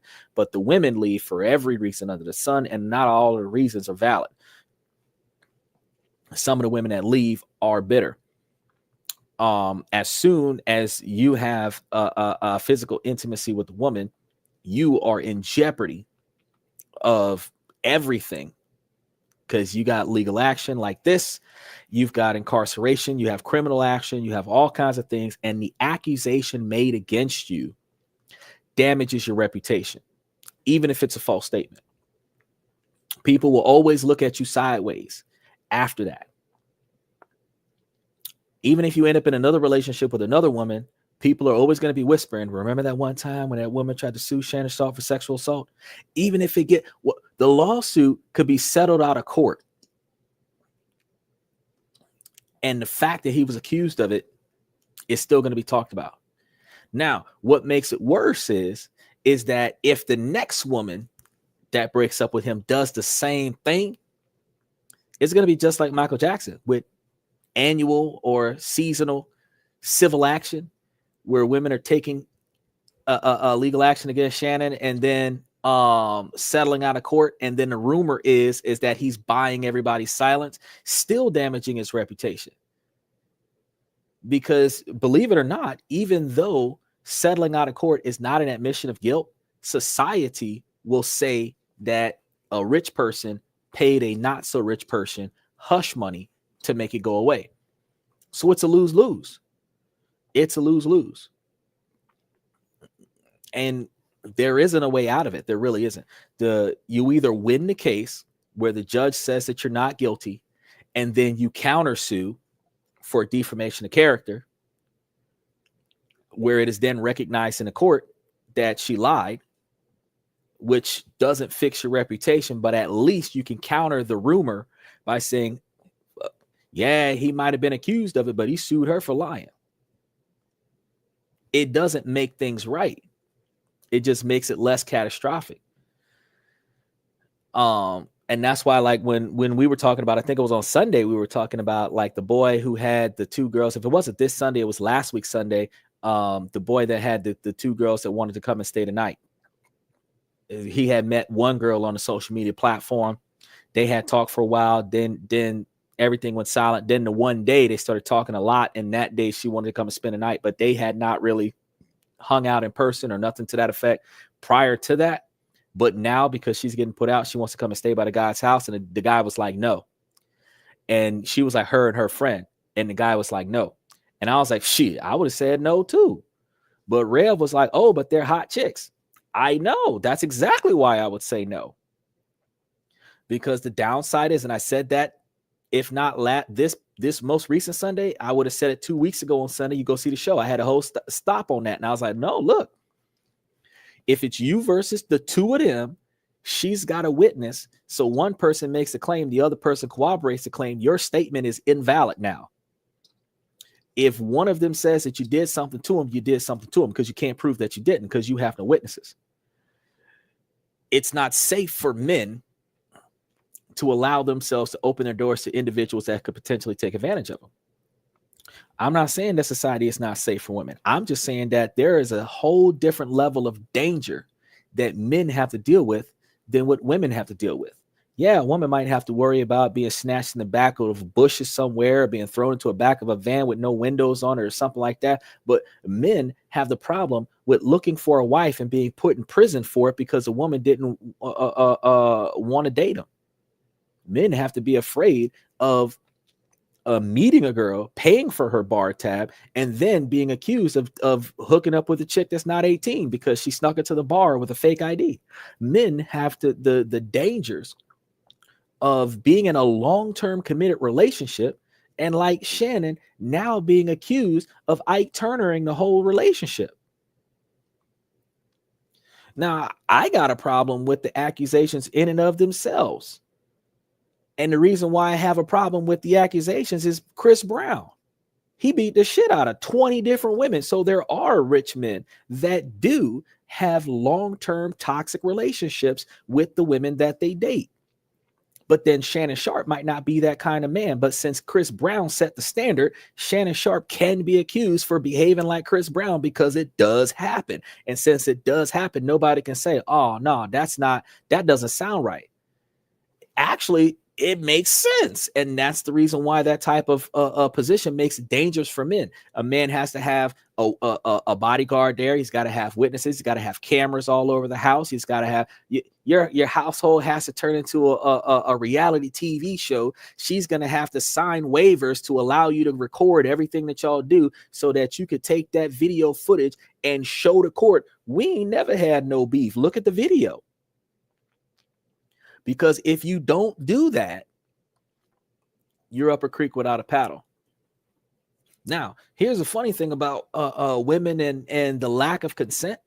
The law allows women to retract consent at any moment during the engagement. So even if you got yes before it got started, if you get a no or a stop part way, you don't get to finish. You are supposed to stop. Even if she decides to say, let's start up again, and then say, let's stop again, which this turns into a narcissistic, toxic behavior where she's literally teasing you by providing and then retracting consent throughout the engagement, where if you at any point do not pay attention to her retraction of consent, you could be held legally accountable. Bro, as soon as you find out that the no can turn into a yes, it's never a yes. It's never a yes. I don't care if you tell me yes. I'm not even going to try. And a lot of women are going to find out that they're in relationships with men that do not even attempt to engage. Why? Because the post-traumatic stress from being in a relationship where consent was retracted and that man is now afraid to interact because he does not want to be held responsible for not understanding the situation, that stops men from putting themselves out there to women. And then the women are going to be wondering, well, why did the men not initiate? Well, if I don't initiate, you can't take legal action against me. If you initiate and I consent, the only reason why we're still doing this is because you're doing it. If I initiate, I have to stop when you say stop. But if you initiate it, I can't be accused of doing nothing because you performed the actions and I allowed you to do it. And that puts the authority in the woman's hands to initiate. That puts the responsibility in the woman's hands to stop when she doesn't feel comfortable. That puts the woman in the masculine role of seeking connection, and it puts the men in the feminine role to allow it. But that protects the man legally from unjustifiable consequences for following through with consent and then her making a false statement that the consent originally was not provided or retracted when it wasn't. And that's an issue that men can't prove either, is if consent was retracted, he can't prove that it was retracted. All he can prove is that the action occurred, and her declaration is that consent was retracted, which puts him in a compromising position. Bayside said, yeah, when you start having a lot of money, it's hard to trust anybody, let alone a woman, if they're loving you for you or what you provide. The richer you get, women and men both have this problem. The richer you get, the harder it is for you to know that that person is there because of you or because of how much you've got. One of the things we've talked about on this channel is that women earn their value by finding a man with potential and helping him become a millionaire so that she will be entitled to his estate because she helped him gain that. Women believe that the man should be the finished product because they are too busy or too old or whatever to raise a man, but you do not earn his estate if you did not help him build it. However, since women are currently dealing with a situation where they want the finished product, if you're going to get a man that has made himself a millionaire or made himself a 7-figure man or a 6-figure man, he made that by himself. You are not entitled to none of that. So when you step into the relationship, now you have to show your value to gain access to his resources. And the problem is that if you've made yourself financially successful and you're projecting your financial success with expensive name brand clothes, expensive cars, this, that, and the third, the girl is going to talk to you because you're wearing a $70,000 outfit. The girl is going to talk to you because you're driving an $80,000 car. The girl is going to talk to you because you got a $50,000 Rolex and $200,000 rings on. The girl's going to talk to you because that's a $30,000 chain around your neck. She's not going to talk to you because you're an attractive guy that is compassionate and caring. She's not going to talk to you because you have good characteristics. She's not going to talk to you because you have good financial skills. She's going to talk to you because the shit that you're wearing costs more than the quantity of money she can make in a lifetime, and she wants some of that. Now, I'm not saying that all women are bad, but I am saying that instinctually women want stability, and because they want stability, they will see stability inherently in the things that you're buying. And that's going to gravitate some women to a toxic relationship because you're not getting a man that is prioritizing the characteristics you would want your man to prioritize. You're getting a man that is spending money in a fashion that you would prefer money to be spent, which compromises your integrity to make a rational and logical decision on the type of man that should represent you, which then forces you to overrule that man as the authoritative person in a relationship because you do not agree with his decision-making process, but you agree with his decision to spend money on you frivolously or indiscriminately, more than frivolously. Like, he is willing to waste money on you, so you're okay with that part. But because you understand that he's financially irresponsible because he's wasting money on you, you're not comfortable with him making decisions. You're going to make the decisions, but he's going to waste his money on you while you make the decisions. And that is not a dynamic that benefits women. Because, and the reason why it doesn't benefit women is because you're going to be in a relationship that's always going to be fucking broke because the guy who's supposed to be responsible with the money is not responsible with the money, and you're not responsible with the money because your hair, nails, and everything else that doesn't need to be paid for could be invested into massive stock options that's paying you shit tons of money every month, where you could take the dividends from that and get your hair, nails, and all that shit done, but you have money on the back end. Didn't I tell y'all that if y'all got two people making $40,000 a year, that's bottom basement jobs. That's $10,000 above poverty level income. Both of y'all making $40,000 a year, living on a $40,000 a year income. You only need half the money. If the woman is putting $40,000 a year in a stock option and the man is putting $40,000 a year on a standard living, you could live street for 5 or 7 years and be millionaires.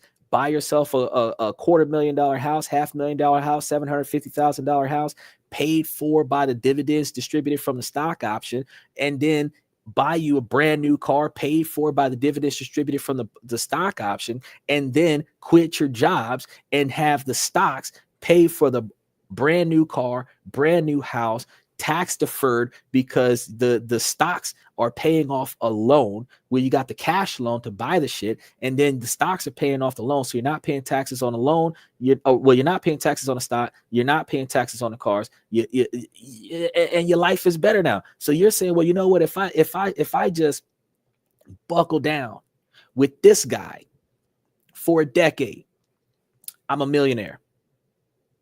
Let me ask you a question. How many of y'all right now on the show, could you work on a job for 10 years if you knew that if you don't quit this job, the job won't fire you and you will have $1 million status if you stay with this job for 10 years?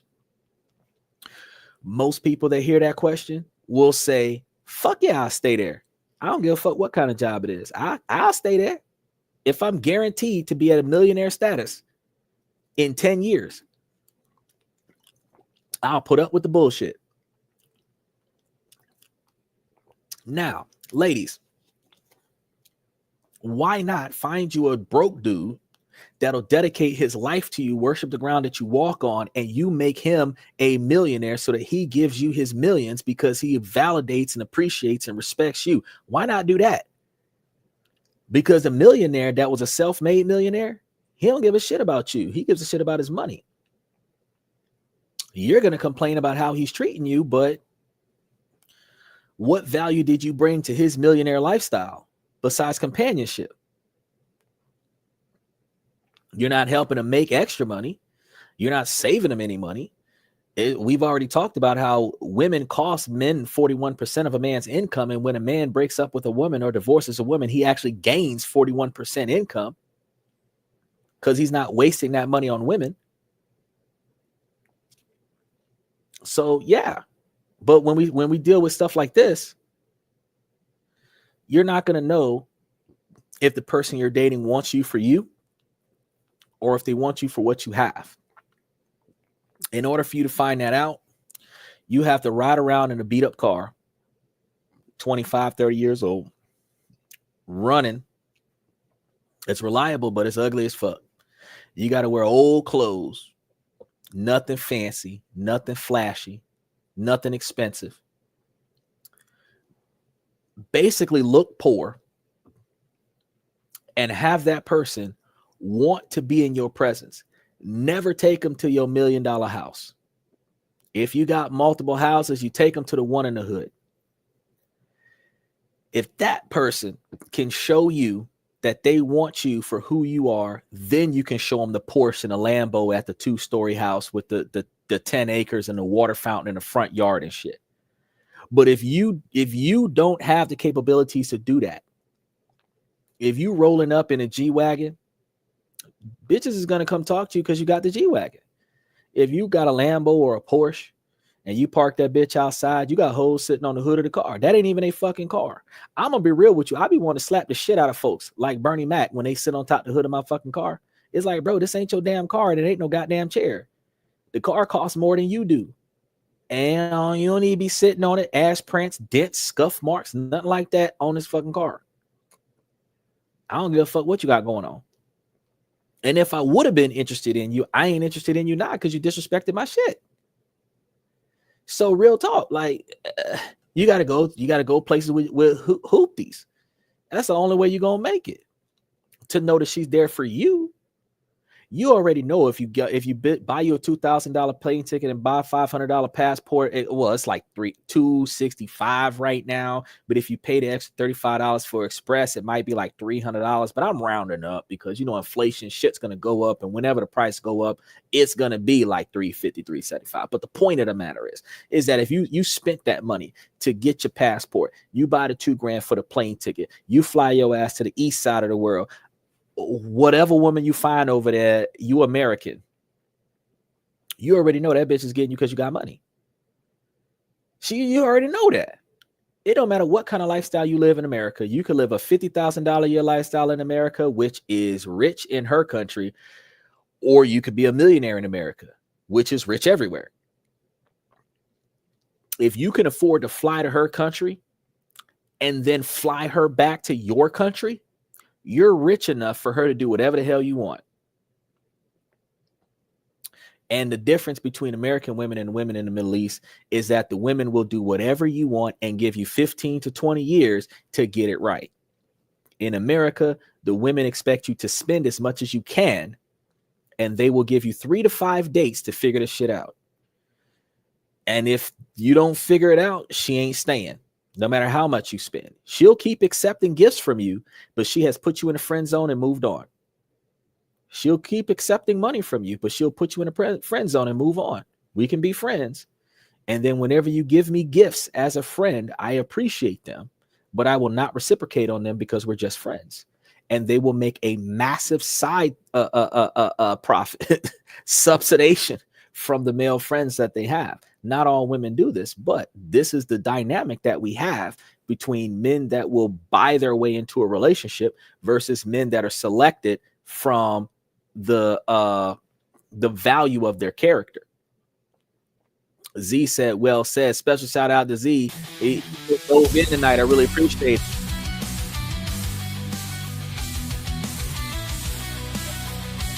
Last 2 weeks, he's got to watch the show on Wednesdays and Thursdays to get all of his answers.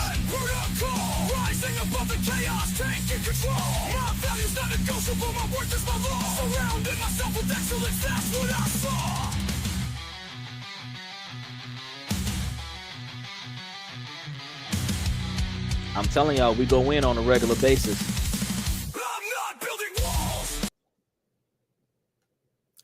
So, Yeah, good to see you, Z. It's good to see you. So yeah, this is the dynamic that we end up in. So I'm glad that you brought that across my attention, because I'm over here talking about us being oh, you want me to jam out a little bit more, jam out a little bit more.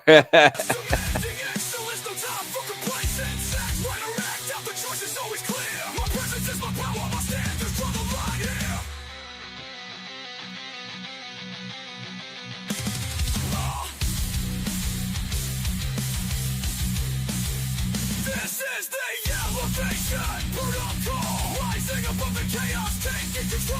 My values non-negotiable, my worth is my law. Surrounding myself with excellence, that's what I saw. This is the elevation protocol, rising above the chaos, taking control. My values non-negotiable, my worth is my law. Surrounding myself with excellence, that's what I saw. I think that's crazy.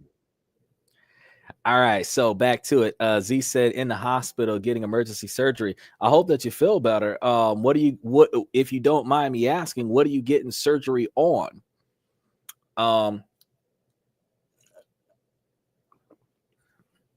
Because we have like heart surgery, appendix removals, cancer, tumors, limbs being removed.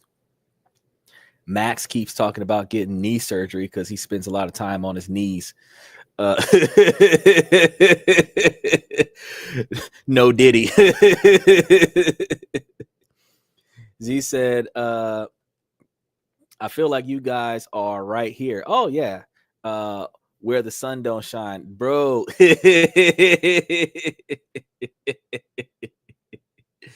Well, we typically try to shine light in all the fistulas. As like an Italian mafia, fistulas. But no, we definitely show up, and we definitely try to provide you guys with a lot of support and improvement. So I'm glad that you're doing okay, and I'm glad to know that you're back for today's show. Likewise, as we were just talking about, the PTSD, which actually, beside your question, fit in with today's shows, because Shannon experiencing what he experienced with this woman, suing him for $50 million for breaking up with him, whether or not he did whatever she said he did, the next time he decides to get into a relationship, he's going to behave way different, because he's going to be afraid that he's going to get sued again. Now, the trauma behind this particular type of situation, regardless of whether or not she's traumatized, the trauma behind what he's going through from the perspective of men, he's going to be cautious with communicating with women. He's going to be cautious with interacting with women. There is a celebrity right now, I can't remember his name, but he does not make physical contact with women in society based on, I forgot his name, but he was Steve Harvey's daughter's boyfriend. That guy. Now, he's not touching women for a whole different reason, but the fact is that the trauma that they had from the last relationship, they don't want to get that close to anybody again. And that's going to be an issue, because now the man is not going to be able to get a real connection with another person, because he's going to be afraid to, based on the trauma from what he's going through right now. I mean, he has to quit his job so that his job is not talking about his civil action every day on the job, on air. And in order for celebrities to allow for the negativity to dissipate, they have to step out of the spotlight. So it's tough for celebrities to deal with conflicts like this in a discreet fashion, which again, that's why these NDA contracts and prenuptial agreements and other stuff starts coming into play with dating as well as marriages. I told you guys that we have to, as men, we have to start finding a lawyer and contracting binding relationship contracts, dating contracts. And we have to do this, get consensual contracts, waivers, and other such. Before we do this, I need you to sign this waiver. Because if they don't, then you're going to be at risk as a man. I can't say that it's never happened, but what I can say, it is highly unlikely that a woman has ever been sued for assaulting her husband, taking advantage of him, violating the sanctities of no means no. Because men, one, would be shamed by society for making that type of complaint, because if she's trying to give it to you, take it, bro. But then the other thing is that nobody would believe him. I think it was 1995 before sexual assault was not exclusively a charge that men could catch against women. Up until 1995, a man could not say that he was been assaulted by a female. But it took a man swallowing his pride and explaining to a court that yes, men can be assaulted by women. It's just a different dynamic. And while that man's masculinity is completely out the window after filing such a claim, because society will look down on a man that can't defend himself against a woman, the fact is that it does happen. But outside of being a man is not, I can't say that a man will ever be snatched up in a dark alleyway and thrown in the back of a van by 5 women and then taken advantage of. Some men might take that as a fantasy and hope that happens to them for Christmas. But the thing is that men are attacked in other ways that is more common and more dangerous for men, because a man is valued based on his resources, his assets, his reputation, his integrity, and all of those things can be damaged, destroyed, and taken from him by a false claim. And even worse, it could be taken away from him from a true claim. So we have to be careful about the true claim. We do not want the true claim to ever occur, but we also want to avoid being caught up in the false claims as well. So that means that, it's hard to test people. It's situational. I can't even give you a step-by-step guideline to know that this person is not going to try you. But what I can do is I can tell you day to day, week to week, month to month, these are the red flags that you should probably pay attention to. Protect your assets by redirecting your assets somewhere else. Because take this, for example. If Shannon's estate was in the hands of a trust, she's suing him for $50 million. She knows he's got $50 million. If he doesn't have $50 million because his $50 million is in a irrevocable trust in, say, Dubai, or an irrevocable trust out of Belarus, where the most that he gets is like a $700 a month deposit into his bank account to cover essentials, and the trust pays for everything else out of the trust pocket directly, then she could sue him for $50 million. He ain't got nothing. She's not going to get anything because he doesn't have anything. He can show proof that he only has a $700 a month income. Doesn't matter if he's living in a $10 million house. It doesn't matter if he's driving $1 million cars. If the trust owns the cars and the trust owns the house, that's not his stuff. He's just using it.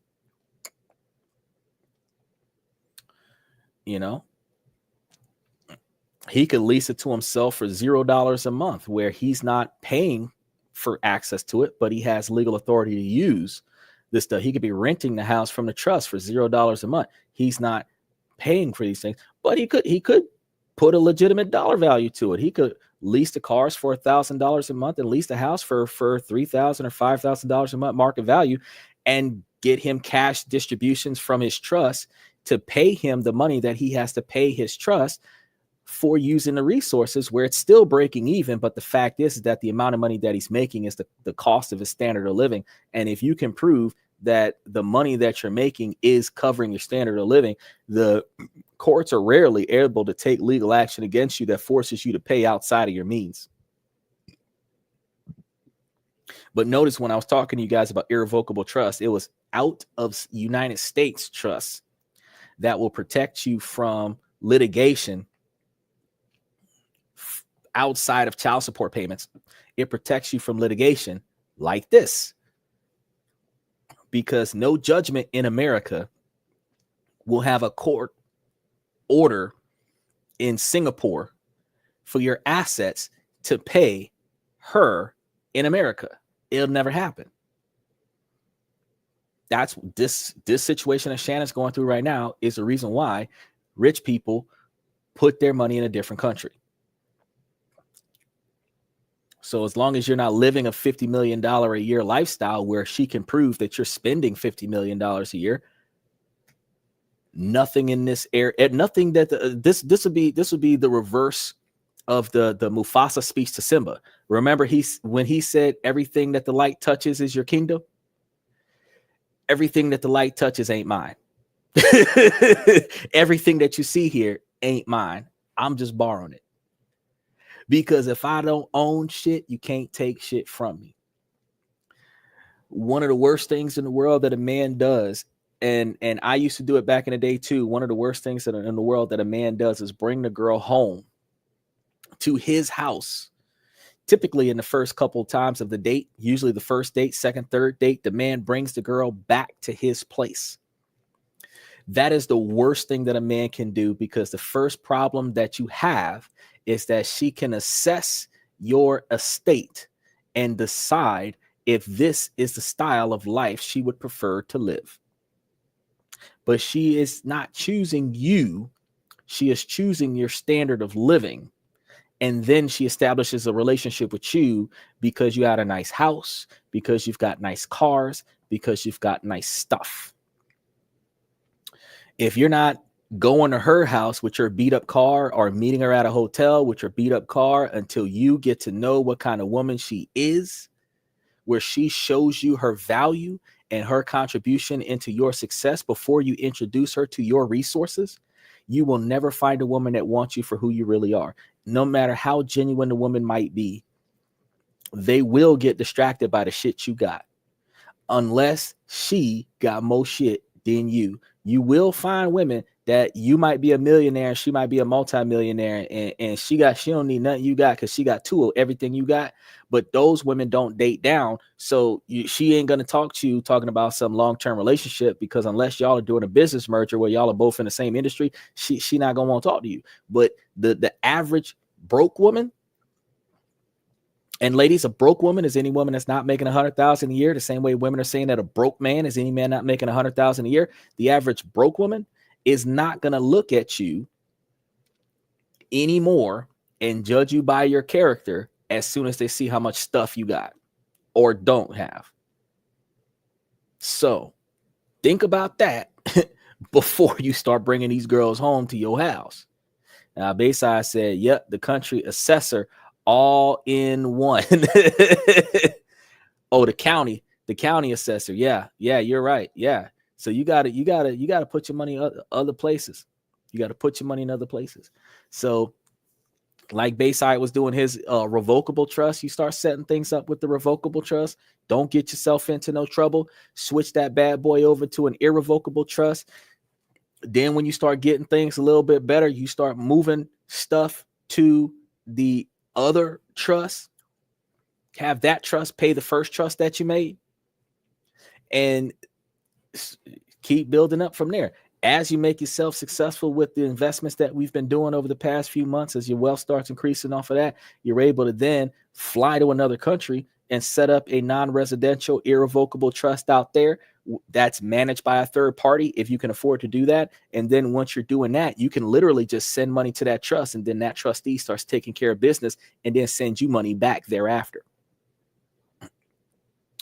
And the only thing that you could do is either create multiple trusts where all of them are sending money to the very first irrevocable trust or revocable trust that you created, and then have that one pay you as like a living beneficiary trust.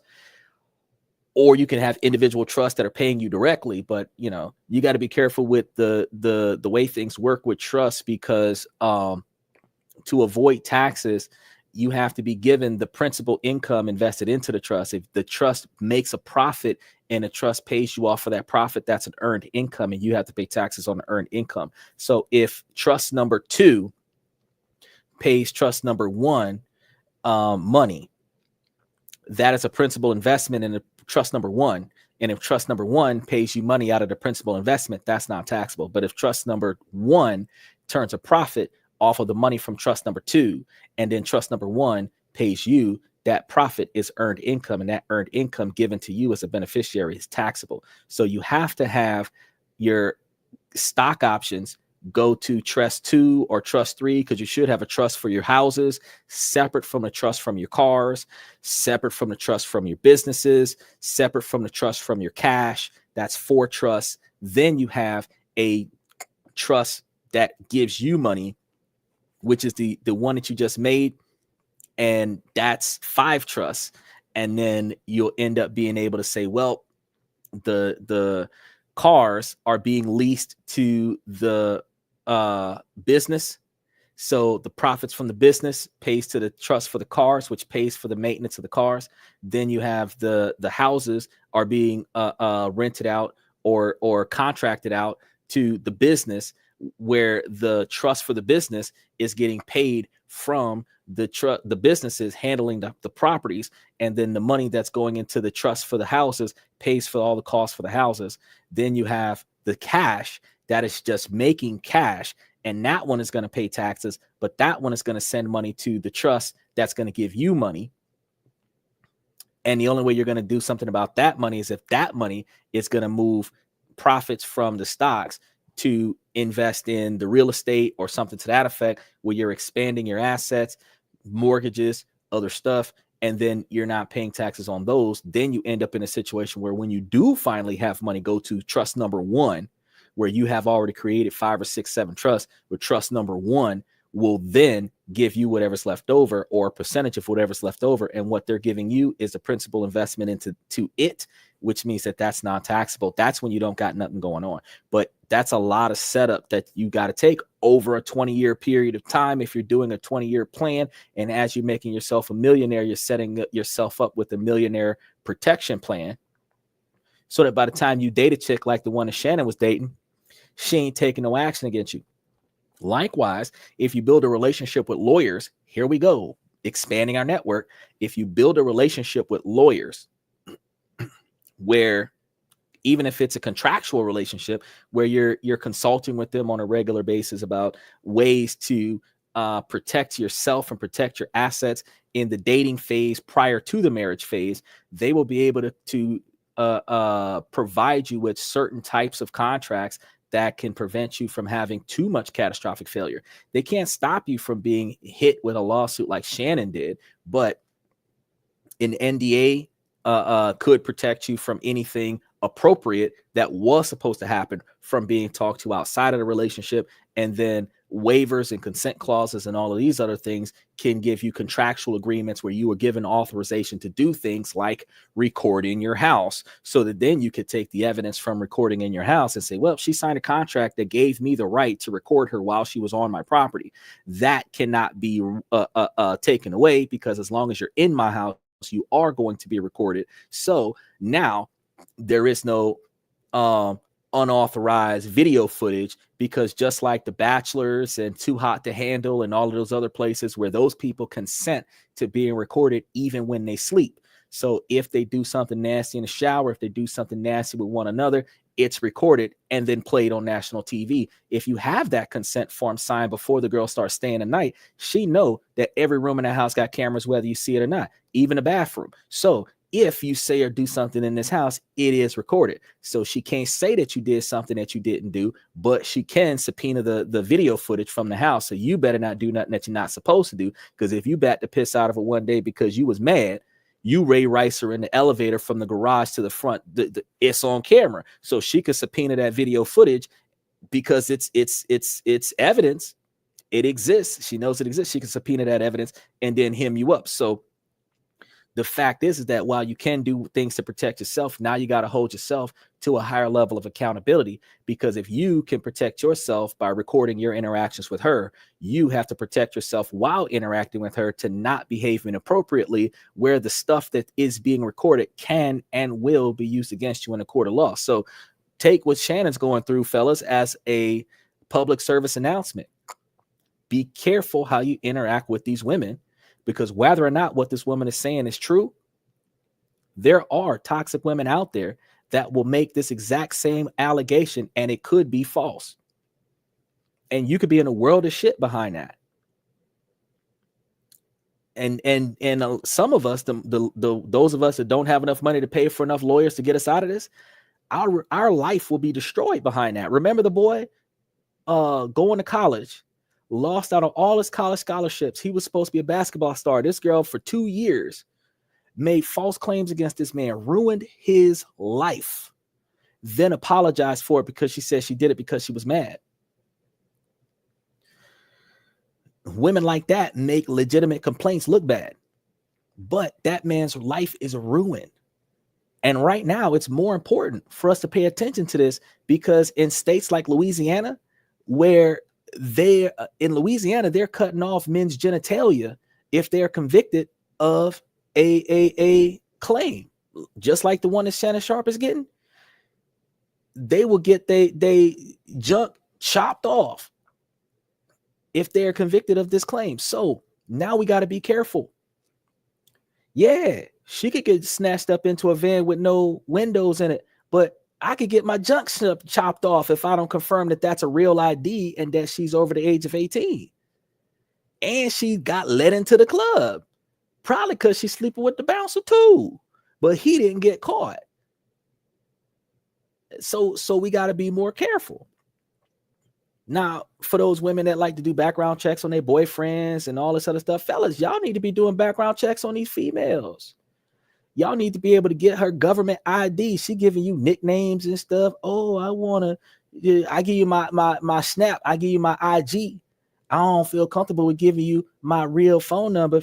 I don't feel comfortable with talking to you until I know who you really are, because I don't want to R. Kelly or usher my way into a Shannon Sharpe litigation. I don't want to put myself into a mystical situation. I don't want to have a Bill Cosby situation where you done came and got me years later after everything is said and done, and you done came and caught me right when I was about to buy motherfucking NBC. I do not want you to fuck up my future because you bitter about my past. So I got to do an investigation on you before I take you out on the first date. These days, I need your first and last name, whatever's on your birth certificate, and so that I could do me some deep dive.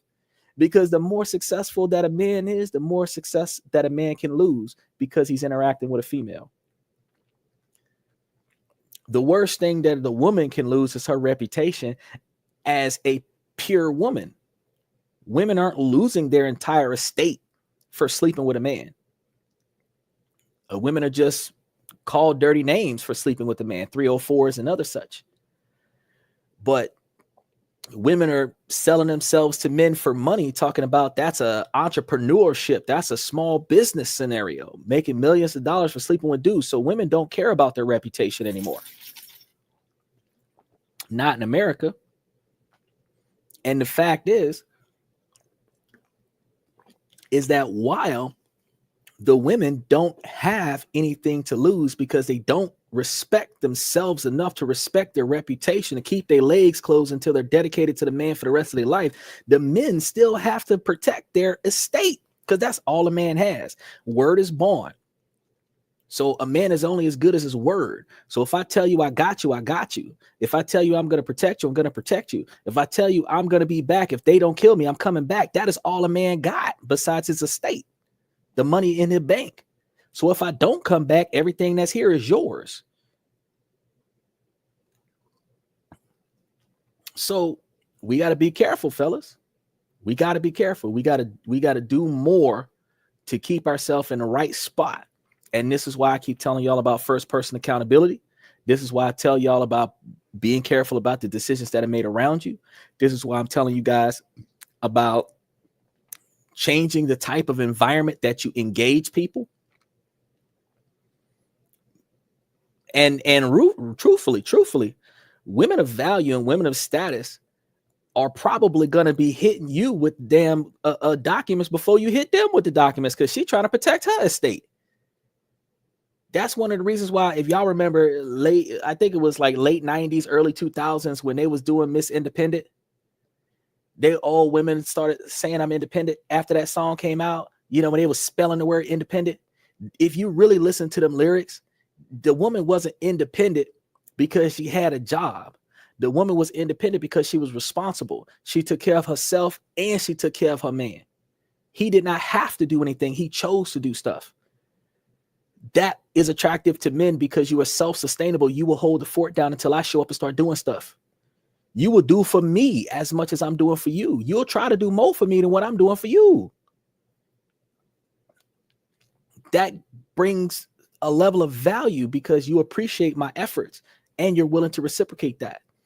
Women has misconstrued that knowledge, and they're taking the word since they learned how to spell it and they're using it in Beyonce's "he got to pay for all my stuff, because if he can't pay for my stuff, he ain't worth nothing." That is not how society is supposed to be operating. We're supposed to be able to do for ourselves and do for the people that we value the same we expect the people that we value to do for us.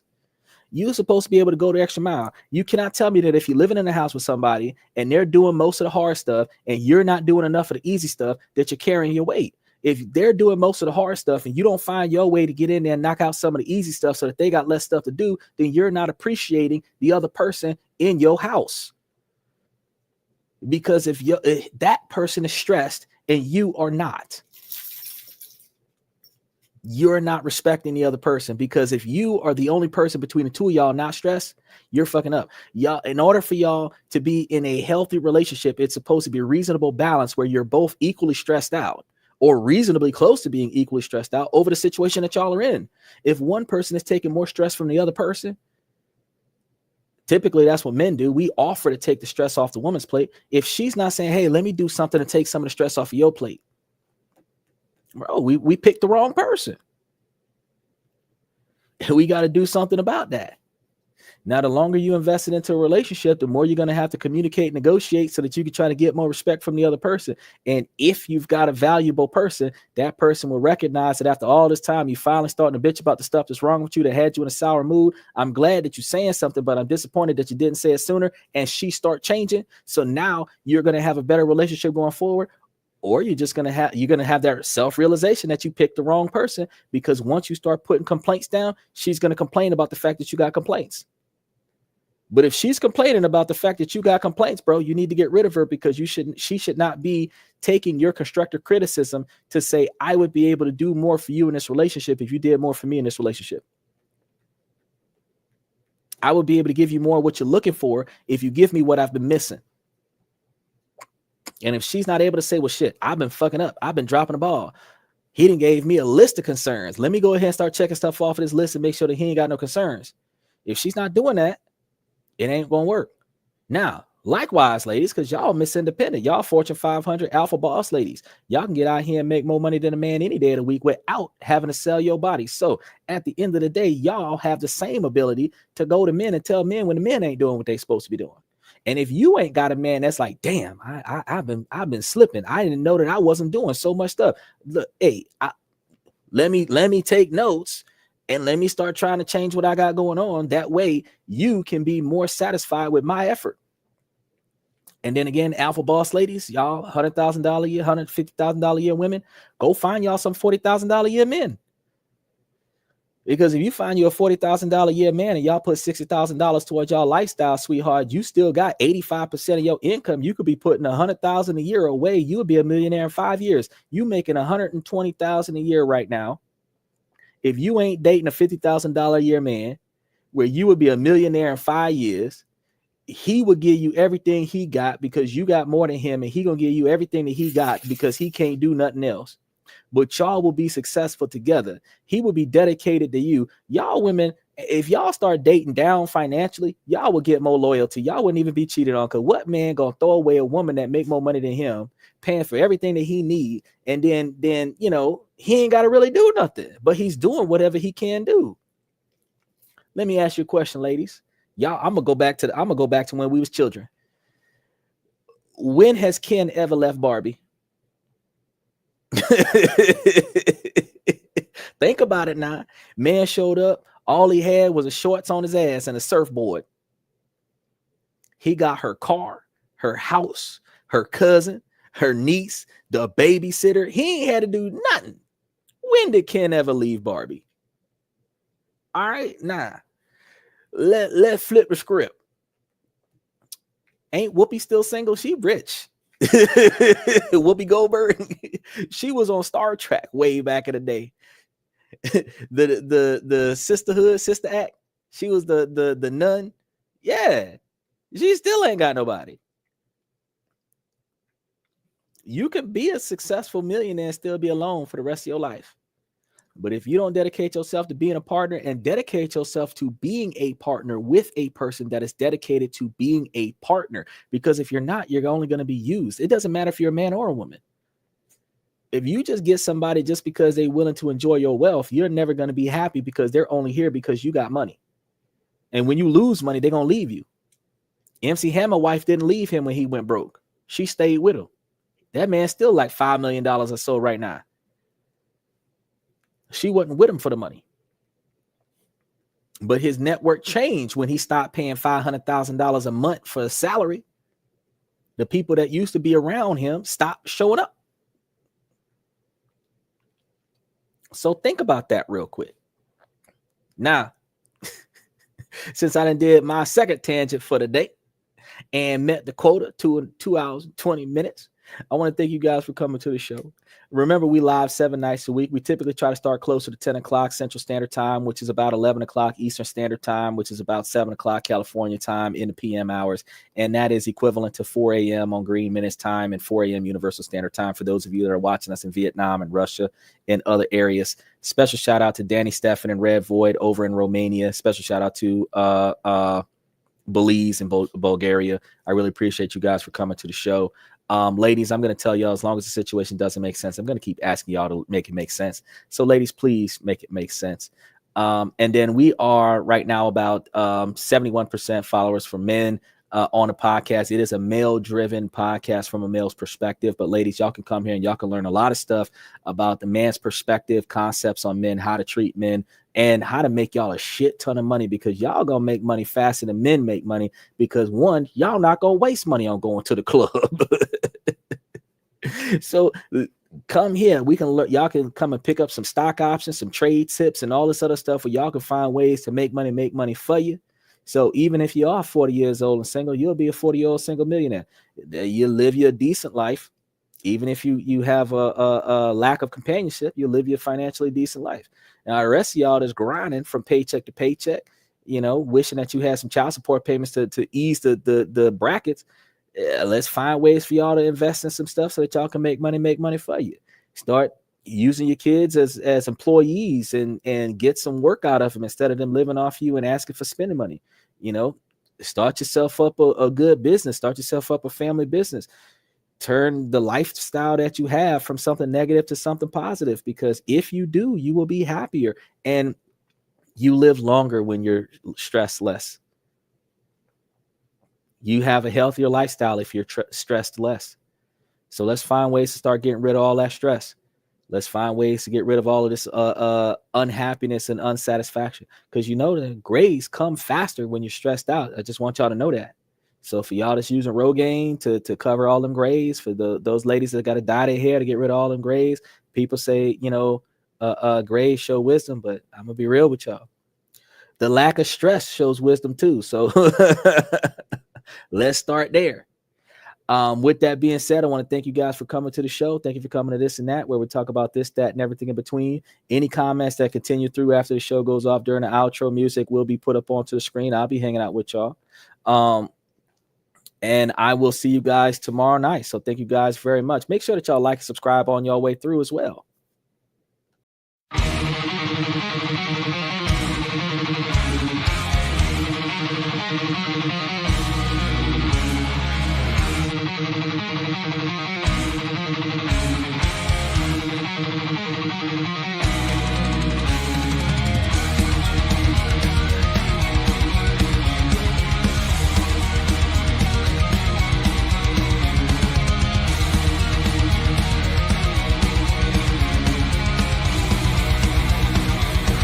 Higher ground.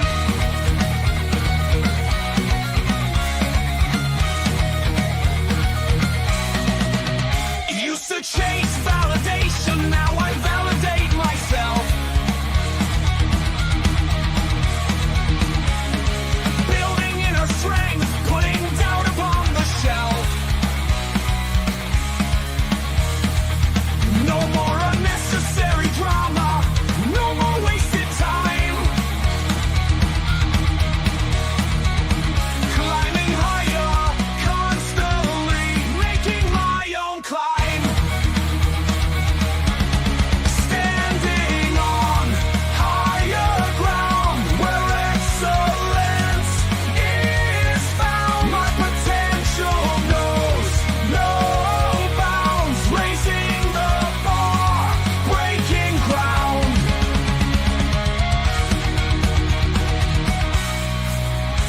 My network is my net worth. Choose your company wise. Surround yourself with eagles, not with sheep in disguise. Every interaction is a reflection of my brand. Quality over quantity, that's my personal command. I'm not landing on higher ground where excellence is found. My potential knows no bounds, raising the bar, breaking ground.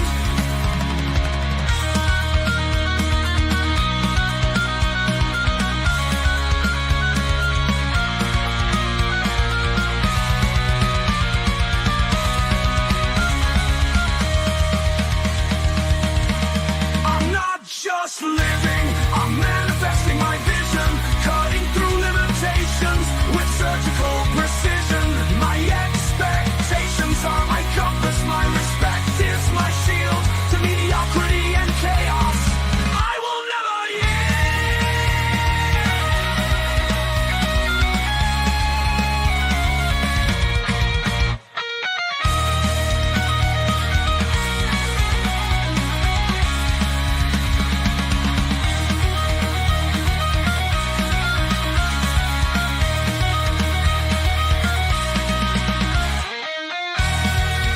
I'm not just living, I'm manifesting my vision, cutting through limitations with surgical precision. My expectations are my compass, my respect is my shield to mediocrity and chaos. I will never yield.